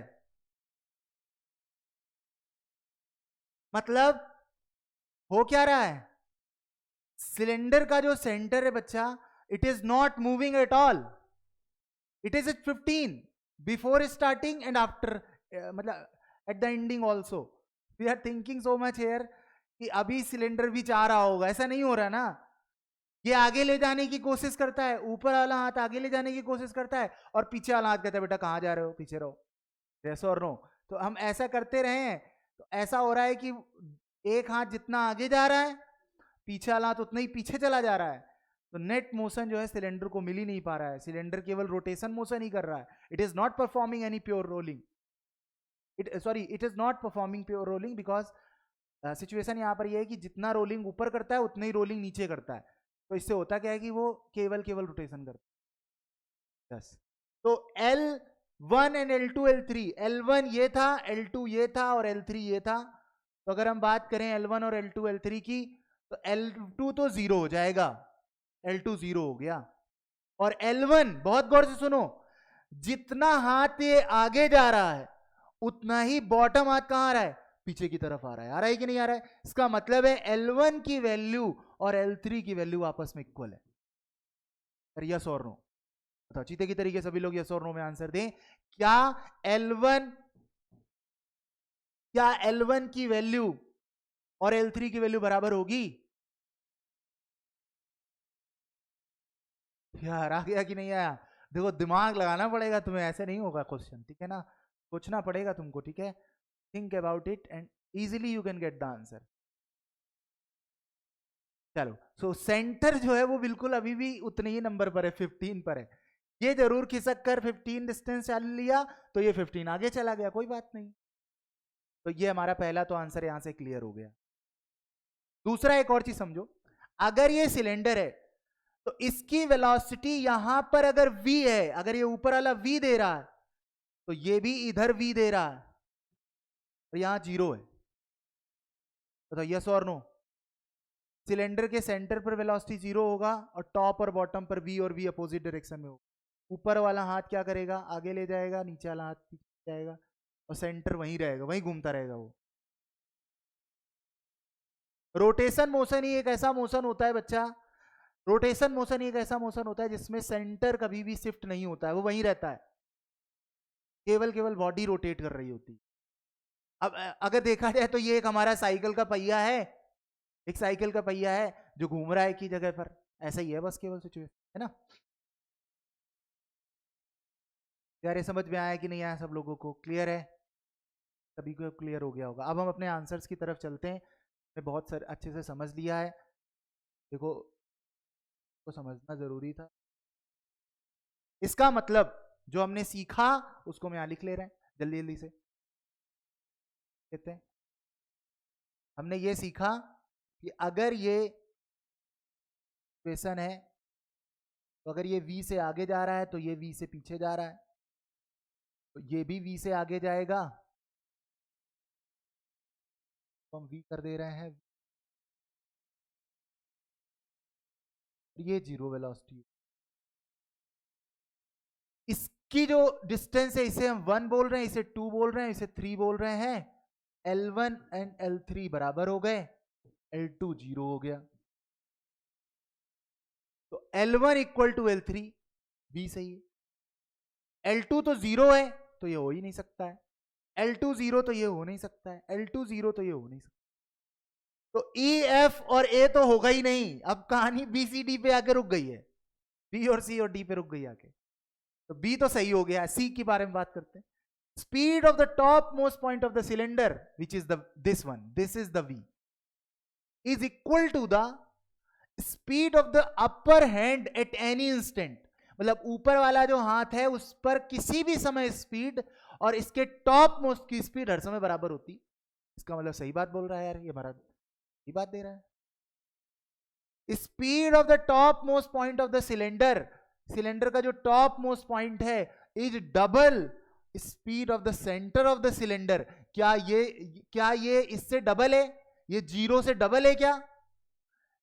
0 का डबल भी होता है क्या? 0 का डबल कितना होता है? जल्दी बताओ सभी लोग, 0 का डबल,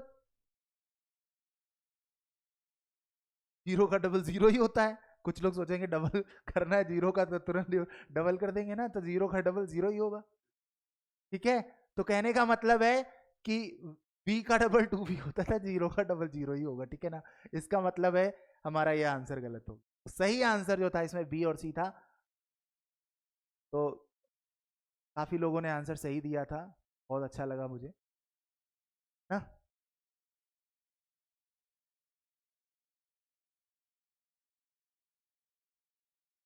एक लास्ट क्वेश्चन करेंगे बस, इसके बाद शाम को क्लास।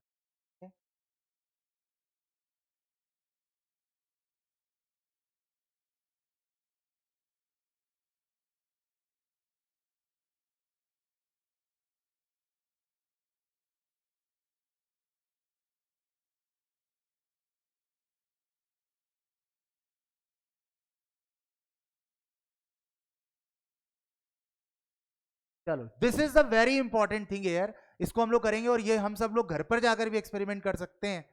सब लोग किसको ध्यान रखेंगे, ठीक है? सब लोग इसको देखो, ये बहुत अच्छा एक्सपेरिमेंट है। टाइम को ध्यान में रखते हुए हमने पुराने नहीं कराए क्योंकि वो ज्यादा टाइम लेंगे, इस वजह से ये छोटा था क्वेश्चन, तो हम इसे करा सकते हैं। Are you ready for that? चलो, बहुत अच्छी बात है। अब ये क्या है, देखा है बचपन में? सुई लगाने से सब डरते थे कि नहीं डरते थे?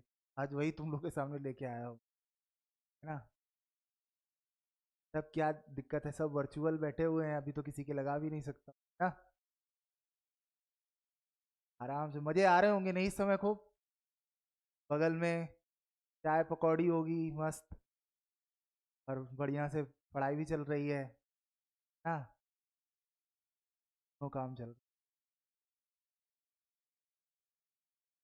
चलो बहुत अच्छी बात है। अब हम लोग इसको समझेंगे, बहुत इंपॉर्टेंट कॉन्सेप्ट है। तुम्हारे सामने एक ऐसा जादू होने वाला है जिसको देखकर तुम थोड़ी देर के लिए परेशान हो जाओगे, ठीक है ना। देखो इधर, अब सब लोग देखते हैं। इसकी जो ये सीरेंज है, जैसा मैंने तो पहले ही बताया, दिस इज सीरेंज। जो अंदर इसके है वो प्लंजर है या पिस्टन बोल सकते हो इसको तुम। और इसका जो शेप है वो कुछ इस तरीके से है।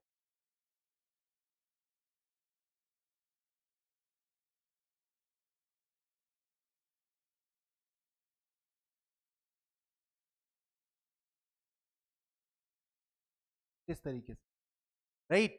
इसके अंदर वाटर भरा हुआ है। अब हम इसको क्या करने जा रहे हैं, तो ऊपर से बंद करके फिर हम क्या करेंगे, पीछे की तरफ सब। इससे पहले कॉन्सेप्ट पढ़ा चुका हूं इसका, तो तुम्हें समझ में अच्छे से आ जाएगा। थोड़ा बहुत गौर से देखना सभी लोग फिगर को। देखो क्या हो रहा है, क्या हो रहा है, देख रहे हो। जैसे ऐसा हो रहा है जैसे कि पानी को जब हम गर्म कर रहे होते हैं, तो जो बॉटम होता है पैन का, उस पर पानी उबलने लगता है कि नहीं। यार आया कि नहीं आया सब लोगों को, ठीक है। We will see again.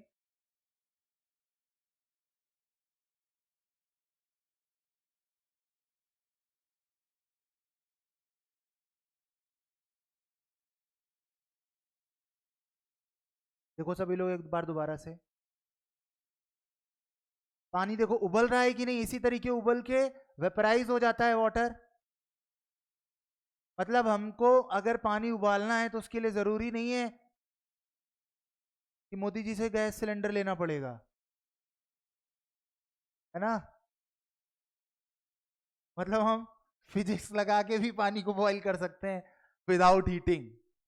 ये भी बड़ा अच्छा बात है ना, बिना हीट किए हम पानी को गर्म कर सकते हैं, इस तरीके से वेपराइज कर सकते हैं। तो कितनी बड़ी बात है ना। तो हमें, बट वही है ना कि अब दिन भर मम्मी पापा इसी तरीके क्या होंगे, सिरेंज पे लटके रहेंगे, ऐसे नीचे की तरफ खींचते रहेंगे, उसको पुल करते रहेंगे और पानी गर्म होता रहेगा। तो उसके लिए फिर नौकरी करने कौन जाएगा ना, ये भी तो है बात। तो अब ऐसा तो करा जा नहीं सकता है ना। That's why we are using the heat for the boiling. बस अभी बस हम इतना समझना चाह रहे थे कि किसी भी चीज को, किसी भी लिक्विड को वेपराइज करने के लिए दो रास्ते हैं। पहला रास्ता, उसके बॉइलिंग पॉइंट तक तुम हीट दे दो तो वो वेपराइज होगा, और फिर वो फिर बॉयल होने लगेगा। बॉइलिंग और वेपराइजेशन में फर्क क्या होता है, बॉइलिंग और वेपराइजेशन में फर्क ये है कि boiling is the faster version of the vaporisation. Evaporate होना जिसे हम बोलते हैं, एवापरेशन का एक तरीके का फास्टर वर्जन है हमारा बॉइलिंग। जैसे तुमने एक बाउल में पानी लिया और छत पे रख दिया, अब होगा क्या, एक दिन बाद, 2 दिन बाद, 10 दिन बाद, 20 दिन बाद अपने आप पानी का जो लेवल होगा वो डाउन होता जाएगा, डाउन होता जाएगा, और एक दिन बाद ऐसा आएगा कि सारा पानी गायब। पूछेगा किसने पिया, तो कहेगा कि बुआ जी ले गई, बुआ जी पी। ऐसा नहीं है। पानी कैसे हुआ, पानी एवापरेट हो गया, टाइम के साथ एवापरेट हो गया। This is the very slow process. Slowly slowly ये एवापरेशन हुआ। आसपास की जो एयर थी उसमें प्रेशर कम था वाटर का, और जो वाटर था उसके पास प्रॉपर सफिशिएंट प्रेशर था। तो क्या हुआ, जो प्यासी एयर है, चारों तरफ की जो प्यासी एयर है, जिसको प्यास लगी है, समझ में आएगी नहीं, थ्रस्टी एयर जिसे बोल सकते हो, वो क्या करेगी, वाटर को अपनी तरफ एब्जॉर्ब कर लेगी और वो खुद ह्यूमिड होने लगेगी धीरे धीरे करके। और इसी तरीके से एवापोरेशन होता है और क्लाउड्स फॉर्म होते हैं। आई थिंक समझ में आ रहा होगा सब लोग। अब तुम इसी वाटर के बकेट को तुम क्या करो, समर में रखो अपने यहां पर, जैसे हम लोग यूपी एमपी राजस्थान में है, तो क्या होगा, ये प्रोसेस हो सकता है कि 10 दिन में पूरा हो जाए, सारा पानी हवा में उड़ जाएगा, ठीक है ना। लेकिन यही चीज, सेम चीज हम साउथ में कोस्टल एरियाज में रह रहे हैं, अगर हम वेस्ट बंगाल में रह रहे हैं, जो कोस्टल एरियाज है, हम वहां रह रहे हैं, और वहां पर हम छत पे रखते हैं, तो हो सकता है 20-25 दिन लग जाएं उस पानी को एवोपरेट होने में, बिकॉज वहां एवोपरेशन स्लोली होगा, क्योंकि प्यास ही नहीं लगा एयर को। हमारे यूपी एमपी में प्यास नहीं लगी एयर को, हमेशा प्यास लगी रहती, इतना हीटेड जगह यहाँ पर है ना, क्योंकि आसपास सी तो है नहीं ना, जो क्लाउड, जो एयर जो है वो क्या हो सके, अपनी प्यास बुझा सके। समझ में आ रहा है कि नहीं? तो उसे ऐसे घर घर ढूंढने पड़ेंगे किसने छत पर पानी रखा है, यस और नो। तो कुल मिलाकर मेरा कहने का मतलब है, evaporation is the very slow process, but whenever we are using same thing on our gas cylinder, अगर हम लोग फायर के ऊपर रखते हैं, तो फायर उसी एवोपरेशन के रेट को फास्ट कर देता है इन फॉर्म ऑफ बॉइलिंग, और जब बॉइलिंग होती है तो ये चीज जल्दी हो जाती है। जिस चीज का इंतजार हमें 10 दिन करना पड़ रहा था, वो चीज हम 1 मिनट में पानी गर्म कर सकते। That is the difference between evaporation and the boiling. I think is it clear to you all? Evaporation और बॉइलिंग में सबको समझ में? Evaporation and boiling is clear.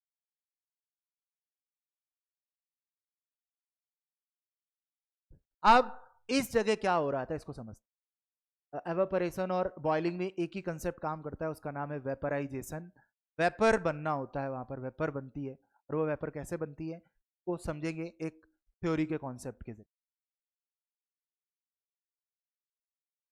देखो इधर, बॉइलिंग हैपेंस, बॉइलिंग कब हैपन होता है? When the vapour pressure of liquid, अब देखो हर एक लिक्विड का अपना वेपर प्रेशर है, जैसे वाटर, उसका अपना वेपर प्रेशर है, वाटर के अलावा और भी हम फ्लूइड्स ले लेते हैं, उनका अपना अपना वेपर प्रेशर होगा। सभी के सभी फ्लूइड्स के पास अपना खुद का एक वेपर प्रेशर होता है, बट अपने जो पढ़ाई होती है, हमारी जो एजुकेशन है, इसके अंदर हमारा जो फोकस है केवल वो वाटर पर है। किस पर है? वाटर पर है। समझ में आ रहा है कि नहीं? तो that's why we are discussing air water only. तो अब हर एक फ्लूइड का अपना एक वेपर प्रेशर होता है, ये बात हम लोग हमेशा ध्यान रखेंगे, और वो भी एक पर्टिकुलर टेम्परेचर पर होता है वेपर प्रेशर। समझ में आ रहा है कि नहीं सभी? तो पर्टिकुलर लिक्विड का जो वेपर प्रेशर है equal to air pressure outside. अगर बाहर के जो उसके लिक्विड के जो चारों तरफ एयर है, उसके प्रेशर के बराबर अगर हो जाए किसी भी तरीके से, ये देखो ये बेस है, कॉन्सेप्ट है, इसको समझना बहुत ही ज्यादा जरूरी है। और इस मतलब तुम्हें कुछ सोचना नहीं है, इतना समझ लिया हो गया, कहानी खत्म। क्या? वेपर प्रेशर ऑफ लिक्विड, मतलब वाटर है, वाटर का वेपर प्रेशर, और उस लिक्विड के चारों तरफ की जो एयर है, उन दोनों का प्रेशर जैसे ही मेट करेगा, जैसे ही सेम होगा, वैसे ही बॉइलिंग स्टार्ट हो जाएगी। आ रहा है समझ? वैसे ही बॉइलिंग क्या होगी? स्टार्ट हो जाएगी। क्या? अब जब हम पानी को गर्म कर रहे होते हैं, यहां जो एयर है, यहां जो एयर है, हवा में जो एयर है, एयर जो होती है अपने आसपास की जो एयर है, वो 1 एटमॉस्फेरिक प्रेशर पर होती है। 1 एटमॉस्फेरिक प्रेशर पर होती। क्या ये बात सबको पता है? एक 1 एटमॉस्फेरिक होता है, 1 एटमॉस्फेरिक प्रेशर होता है एयर का। 1 एटमॉस्फेरिक प्रेशर है, हमारे चारों तरफ जो एयर है उसका प्रेशर 1 एटमॉस्फेरिक प्रेशर है।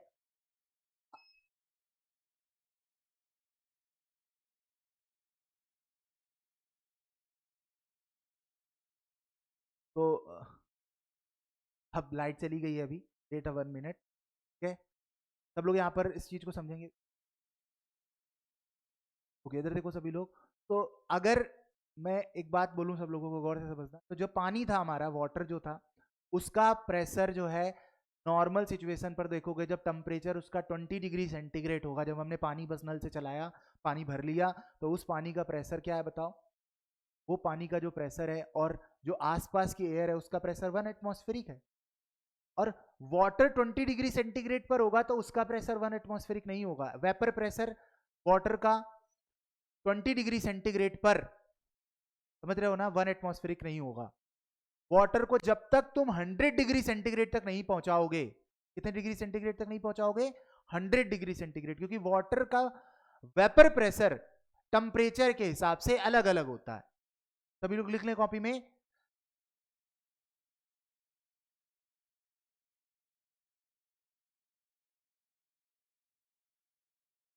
सब लोग बच्चा इधर देखें, गौर से समझने की कोशिश करो कि वाटर, लिख लो सभी लोग, लिखो सभी लोग ये line, everyone write down this line.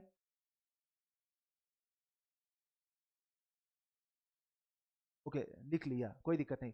ये लिखना है वेपर प्रेशर ऑफ वाटर और any liquid, it depends on the saturation temperature, it depends on the saturation temperature, means for different temperature the vapor pressure will be different.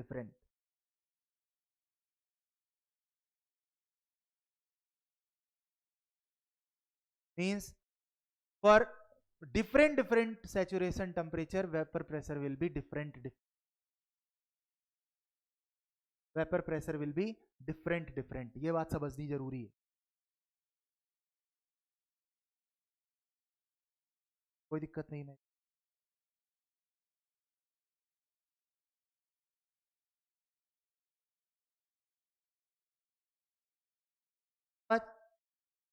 भी आ रही होगी सबको आवाज, ठीक है।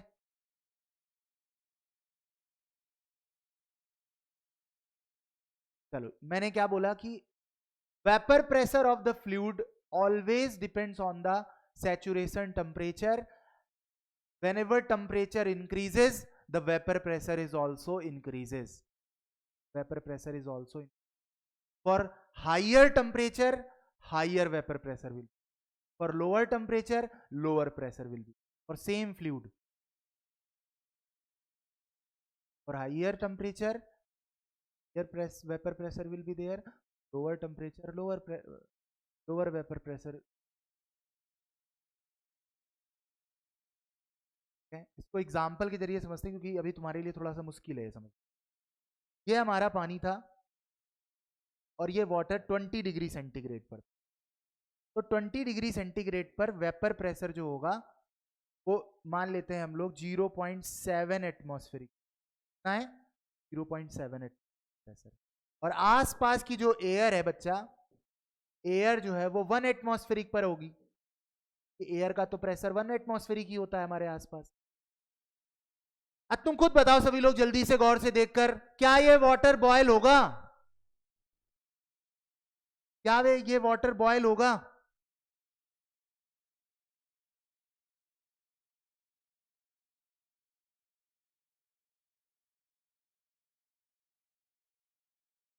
क्या ये वाटर बॉयल होगा? नहीं होगा, क्योंकि बॉइलिंग के लिए एयर का प्रेशर और वाटर का वेपर प्रेशर सेम होना चाहिए, तभी बॉइलिंग होगी, अदरवाइज होगी ही नहीं। मैं ये एग्जैक्ट डाटा नहीं बता रहा हूं, मैं यहां पर थोड़ा सा इसको करेक्ट कर देता हूं, लेस देन 1 एटमॉस्फेयर, ये तुम ध्यान रखना। एग्जैक्टली मुझे याद नहीं, 0.7 0.8 के समथिंग, अभी वो हमें पढ़ना भी नहीं, हमारे सिलेबस में भी नहीं है। इंजीनियरिंग जब तुम करने लगोगे, बीटेक करने लगोगे, तब तुमको ये सब पढ़ाया जाएगा। अभी तो बस केवल अंडरस्टैंडिंग आनी, अभी तो इतना समझना चाहिए कि प्रेशर टेम्परेचर, कम टेम्परेचर पर वेपर प्रेशर 1 से कम होगा, इतना पता होना चाहिए।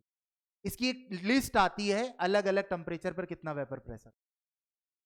देखो इधर, अब हम क्या कर रहे हैं, इसी वाटर को हीट कर रहे हैं, हीट कर रहे हैं अब हम हीट कर रहे हैं, और आसपास की जो एयर है वो अभी भी 1 एटमॉस्फेरिक पर है। अच्छा, तो हीट करोगे टेम्परेचर बढ़ेगा कि नहीं बढ़ेगा? यस और नो? जल्दी जल्दी बताओ सभी लोग, हीट करोगे तो टेम्परेचर बढ़ेगा कि नहीं बढ़ेगा वाटर का? और एक समय ऐसा आएगा वाटर टेम्परेचर बढ़ता जाएगा बढ़ता जाएगा बढ़ता, जैसे जैसे टेम्परेचर बढ़ेगा तो उसका वेपर प्रेशर भी चेंज होगा। मोर टेम्परेचर मोर वेपर प्रेशर। अब 20 डिग्री सेंटीग्रेड पर मान लेते हैं वैल्यू है 0.5 एटमॉस्फेरिक प्रेशर। 20 पर कितनी है? 0.5 एटमॉस्फेरिक। जैसे ही टेम्परेचर 30 हुआ, वेपर प्रेशर 0.2 से बढ़कर 0.5 से बढ़कर 0.6 हो गया। फिर जैसे ही टेम्परेचर बढ़कर 70 डिग्री सेंटीग्रेड पहुंचा तो वेपर 0.7 एटमॉस्फेरिक हो गया। जैसे ही टेम्परेचर 80 डिग्री सेंटीग्रेड पहुंचा, वेपर प्रेशर 0 पॉइंट एडमिट कर, जैसे ही वेपर प्रेशर 0.8 एटमॉस्फेरिक पहुंचा, 90 डिग्री सेंटीग्रेड पहुंचा, वेपर प्रेशर 0.9 एटमॉस्फेरिक हो गया।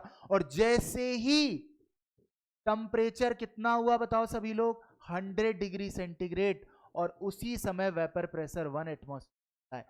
मतलब ये बात सच है कि 1 एटमॉस्फेरिक को 1 एटमॉस्फेरिक के साथ मिलाना है तो वाटर को 100 डिग्री सेंटीग्रेड तक गर्म करना पड़ेगा, क्योंकि ये रूल है 100 डिग्री। अब लिस्ट बनी है तुम्हारे पास, देखो इधर सब लोग गौर से सुनो, मैंने तुम्हें एक लिस्ट दी, जिस लिस्ट में मैंने लिख दिया है इतने टेम्परेचर पर इतना प्रेशर वेपर प्रेशर, इतने टेम्परेचर पर इतना वेपर प्रेशर, इतने टेम्परेचर पर इतना वेपर प्रेशर, इतने टेम्परेचर पर इतना वेपर प्रेशर।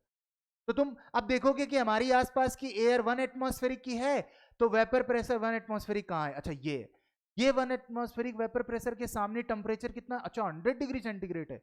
अच्छा तो इसका मतलब है पानी को 100 डिग्री सेंटीग्रेड तक बॉयल हीट करेंगे तब ये बॉयल होगा। बताओ कहानी समझ में आई कि नहीं आई? यार ये कैसे पता चला सबको कि 100 डिग्री सेंटीग्रेड पर वाटर बॉयल होता है?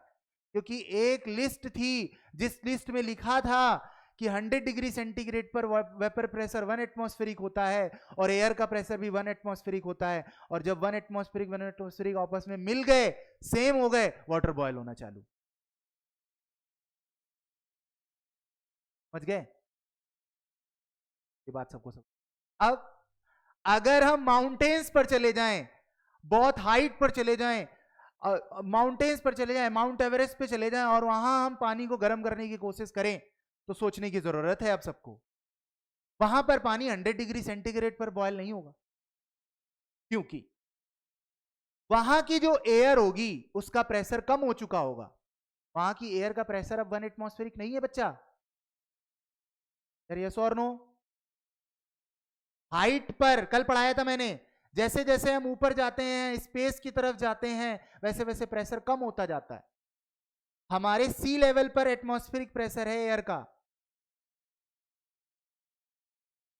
हमारे सी लेवल पर है प्रेशर 1 एटमॉस्फेरिक। माउंट एवरेस्ट पर एयर बहुत कम हो जाती है, बिल्कुल खत्म हो जाती है एक तरीके से मान लो, तो वहां पर तो प्रेशर बिल्कुल खत्म हो जाएगा, कम होता जाएगा। अच्छा तो लो प्रेशर हो जाएगा, तो वाटर को गर्म करने के लिए वेपर प्रेशर भी कम हो जाएगा, क्योंकि अगर मान लो हम माउंटेन्स पर चले गए, कहां चले गए, ये माउंटेन आ गए, हम माउंटेन पर आ चुके हैं। अब माउंटेन पर अगर हम पानी को गर्म करेंगे तो यहां की जो एयर होगी उसका प्रेशर कितना होगा बताओ? फॉर एग्जाम्पल 0.5 एटमॉस्फेरिक प्रेशर, क्योंकि वहां पर तो कम प्रेशर होगा ना हाइट पर। अब इस वाटर को हम जब हीट करेंगे तो समझ लो सभी लोग, क्या पता हीट भी ना करना पड़े, हीट ही ना करना पड़े, क्योंकि अगर ये 20 डिग्री सेंटीग्रेड पर है और हम मान के चलते हैं कि 20 डिग्री सेंटीग्रेड पर वेपर प्रेशर 0.5 एटमॉस्फेरिक के बराबर है, तो बताओ यहां पर प्रेशर 0.5 एटमॉस्फेरिक हो जाएगा, तो क्या बताओ दोनों ऐसे ही मैच कर गए, ऐसे ही मैच कर गए। 20 डिग्री सेंटीग्रेड पर ही पानी उबलने लगेगा, बॉयल होने लगेगा, हीट भी नहीं करना पड़ेगा तुम्हें। इसका मतलब क्या हुआ समझ रहे हो सभी लोग? इसका मतलब ये हुआ कि इतनी हाइट पर जाते ही अपने आप पानी उबलने लगेगा, तुम्हें बॉयल करने की जरूरत नहीं। एक तो तरीका हीटिंग वाला क्लियर हुआ ना। अच्छा तो अगर हम समुद्र के अंदर चले जाएं, इनसाइड द अंडर वाटर चले जाएं, और वहां जाकर अगर हम पानी गर्म करें, तो क्या वो 100 डिग्री सेंटीग्रेड पर बॉयल होगा, या मोर देन 100 डिग्री सेंटीग्रेड पर बॉयल होगा, या लेस देन 100 डिग्री सेंटीग्रेड पर बॉयल होगा? कब बॉयल होगा बताओ सभी लोग?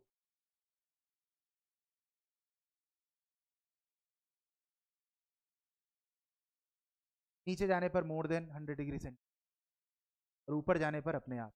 अच्छा तो हम स्पेस में चले जाएं, अंतरिक्ष में चले जाएं, वहां क्या होगा पानी का?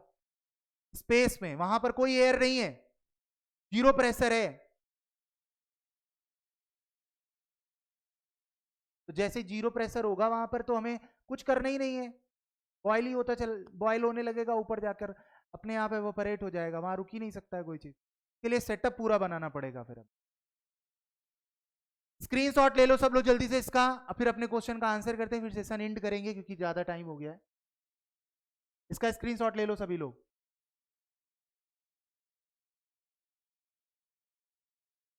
डन।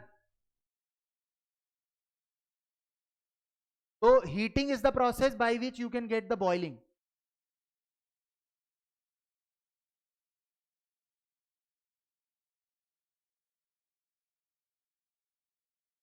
अब देखो इधर सभी लोग, दूसरा तरीका क्या है बॉइलिंग करने का. दूसरा तरीका यह है कि हम किसी तरह से प्रेशर डाउन कर दें. वो कैसे कर सकते हैं, सक्शन के थ्रू कर सकते हैं. देखो कैसे, ये बात तो समझिए. Normally when we heat a liquid its vapour pressure increases gradually. When it becomes equal to the air outside it starts boiling. But जो हमने अभी वीडियो देखा उसमें देखोगे तो air pressure itself is reduced, and when it becomes to equal to the vapor pressure of the water in the syringe starts boiling. मतलब ये हमारा syringe था, this was our syringe.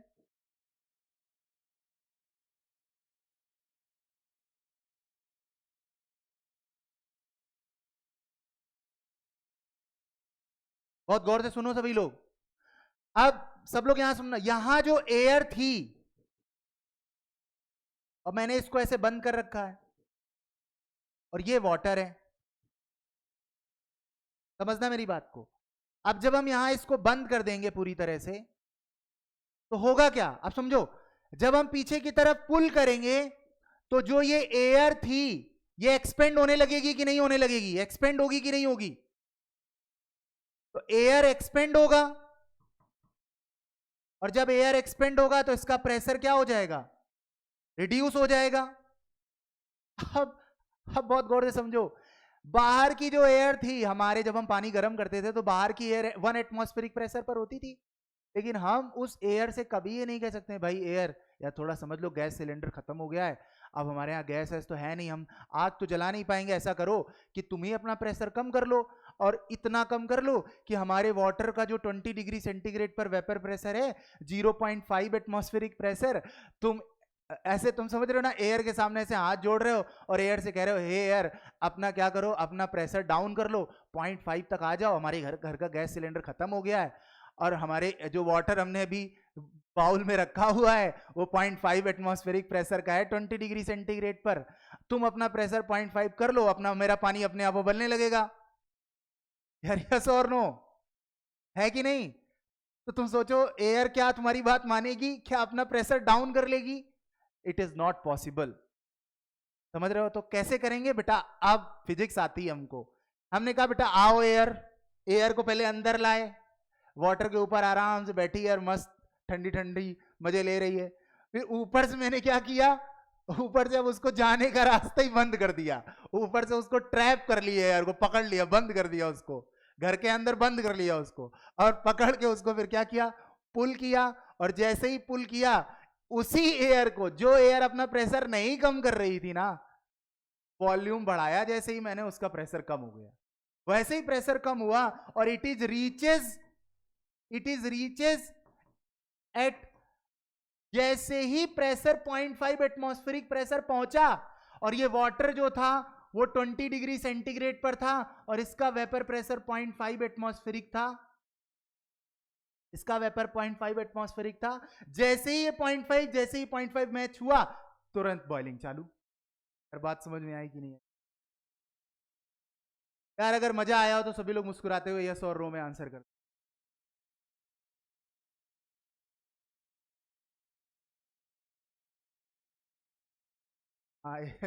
Air socked and sir rocked.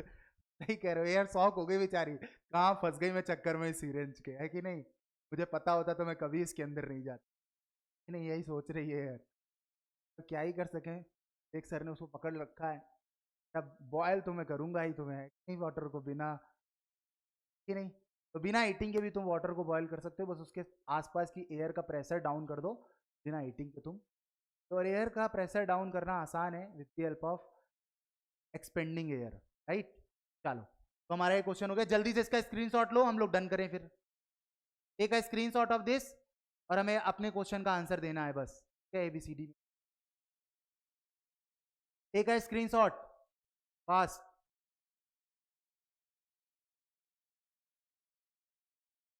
चलो तो अपना question है,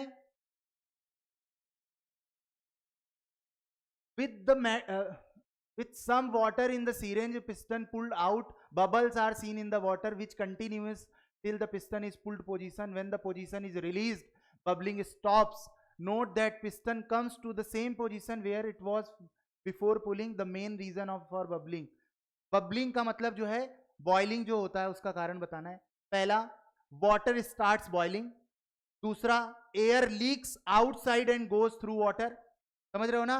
जैसे बुलबुले बनने का बहुत सारा कारण होता है, एयर लीक होती तब भी बुलबुले बनते हैं, इसका मतलब है बॉइलिंग नहीं होने लग रही है. तो ये बात हो गई. Air which was in the syringe expanded during the pulling of the piston and that goes into the water. देख यहां तक कहानी बिल्कुल बढ़िया बात बोल रहे थे. कह रहे थे कि एयर जो है सीरेंज में वो एक्सपेंड करती है, सही बात है. जब पुल कर रहे हैं तो एक्सपेंड कर रही है, बट वो वाटर के अंदर घुस जा रही है, ऐसा नहीं है. समझ में आया कि नहीं? It is not going inside the water. ये गलत हो गया यहां पर. Water got stirred. क्या हम पानी को क्या कर रहे हैं इस तरीके से, पानी के अंदर क्या कोई हलचल पैदा कर रहे हैं? नहीं कर रहे हैं ऐसा. तो ये तीनों ही ऑप्शन क्या हो गए? गलत हो गए. Water starts boiling is the correct answer. Option A will be the correct.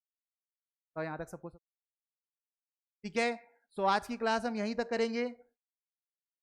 शाम को 6 बजे हमें क्लास करनी है, ठीक है ना? 6 to 7:30 we will join the class. Everyone be ready at 6 PM. ठीक है. और बीच में मैं रिकॉर्डेड वीडियोस और बनाऊंगा. If time will allow me then I will upload in the YouTube and we will share the link with you all. But हमारी जो live classes है वो ऐसे ही चलेंगी जैसे चल रही हैं अभी. अगर इंटरनेट इशू आता है then we will record a video and we will give you. मतलब किसी भी स्लॉट की क्लास मिस नहीं होगी. अगर लाइव नहीं चलेगी तो वो रिकॉर्डेड मिलेगा उस लेक्चर को. ठीक है. तो आई होप हमने अभी तो अपने सारे स्लॉट मिस नहीं किए हैं. कल के 2 स्लॉट और आज का तीसरा स्लॉट हमने कर लिया, ठीक है ना? 22 लेक्चर है अपने पास में. टोटल 22 स्लॉट्स आएंगे और उन 22 स्लॉट्स के अलावा एक्स्ट्रा लेक्चर्स मिल सकते हैं, बट 22 से कम नहीं मिलेंगे. तो thank you so much all to joining this session. और सभी लोग be time ready at a particular time 6 PM पर सब लोग रेडी रहेंगे. पासवर्ड का जो इशू है सभी लोगों को, मैं बहुत सारे लोगों के मैसेज देख रहा हूं, सर मुझे पासवर्ड का मेल नहीं आया. What I have to do? आप सब लोगों को जो मैंने वीडियो बनाकर भेजा था उस वीडियो को आप देखो and after that what you will see, जब आप वीडियो देखोगे तो उसमें आपको पासवर्ड कैसे रीसेट करना है इसके बारे में मैंने ऑलरेडी पहले ही बता रखा है. समझ गए बात? कुछ लोग कह रहे हैं सर ओटीपी नहीं आ रहा है, तो आप मुझे मैसेज करो, मैं खुद ओटीपी जनरेट करूंगा, ठीक है ना? Don't worry about it. OTP वाले बच्चे जो है मेरे से बात करेंगे. जो लोग कह रहे हैं पासवर्ड नहीं मिल रहा है वो लोग भाई अपनी तरफ से थोड़ा सा तो प्रयास करा करो. वीडियो देखो कैसे ईमेल आईडी डालना है. अब तुम इधर उधर की ईमेल आईडी डालोगे तो नहीं होगा ना. तुम पहले मेरे से वेरीफाई कराओ कि सर ये मेरी ईमेल आईडी है, तब मैं वो ईमेल आईडी कंफर्म करूं हाँ तुम्हारी यही ईमेल आईडी है रजिस्टर्ड. उस ईमेल आईडी को फिर तुम डालो और ओटीपी आएगा. इधर उधर की ईमेल आईडी डालोगे तो ओटीपी नहीं आएगा. ठीक है. सबको अपना पासवर्ड रीसेट कर लेना है. जिन लोगों को पासवर्ड नहीं मिला है, जिनको मिल गया है वो लोग एक बार लॉगिन करके चेक कर लें, क्योंकि 2 जून से पहले हम लोग एक मीटिंग शेड्यूल करेंगे, ठीक है ना? इस पर हम लोग बात करेंगे कैसे एग्जाम देना है. तो thank you so much for joining the session all. Bye bye, take care.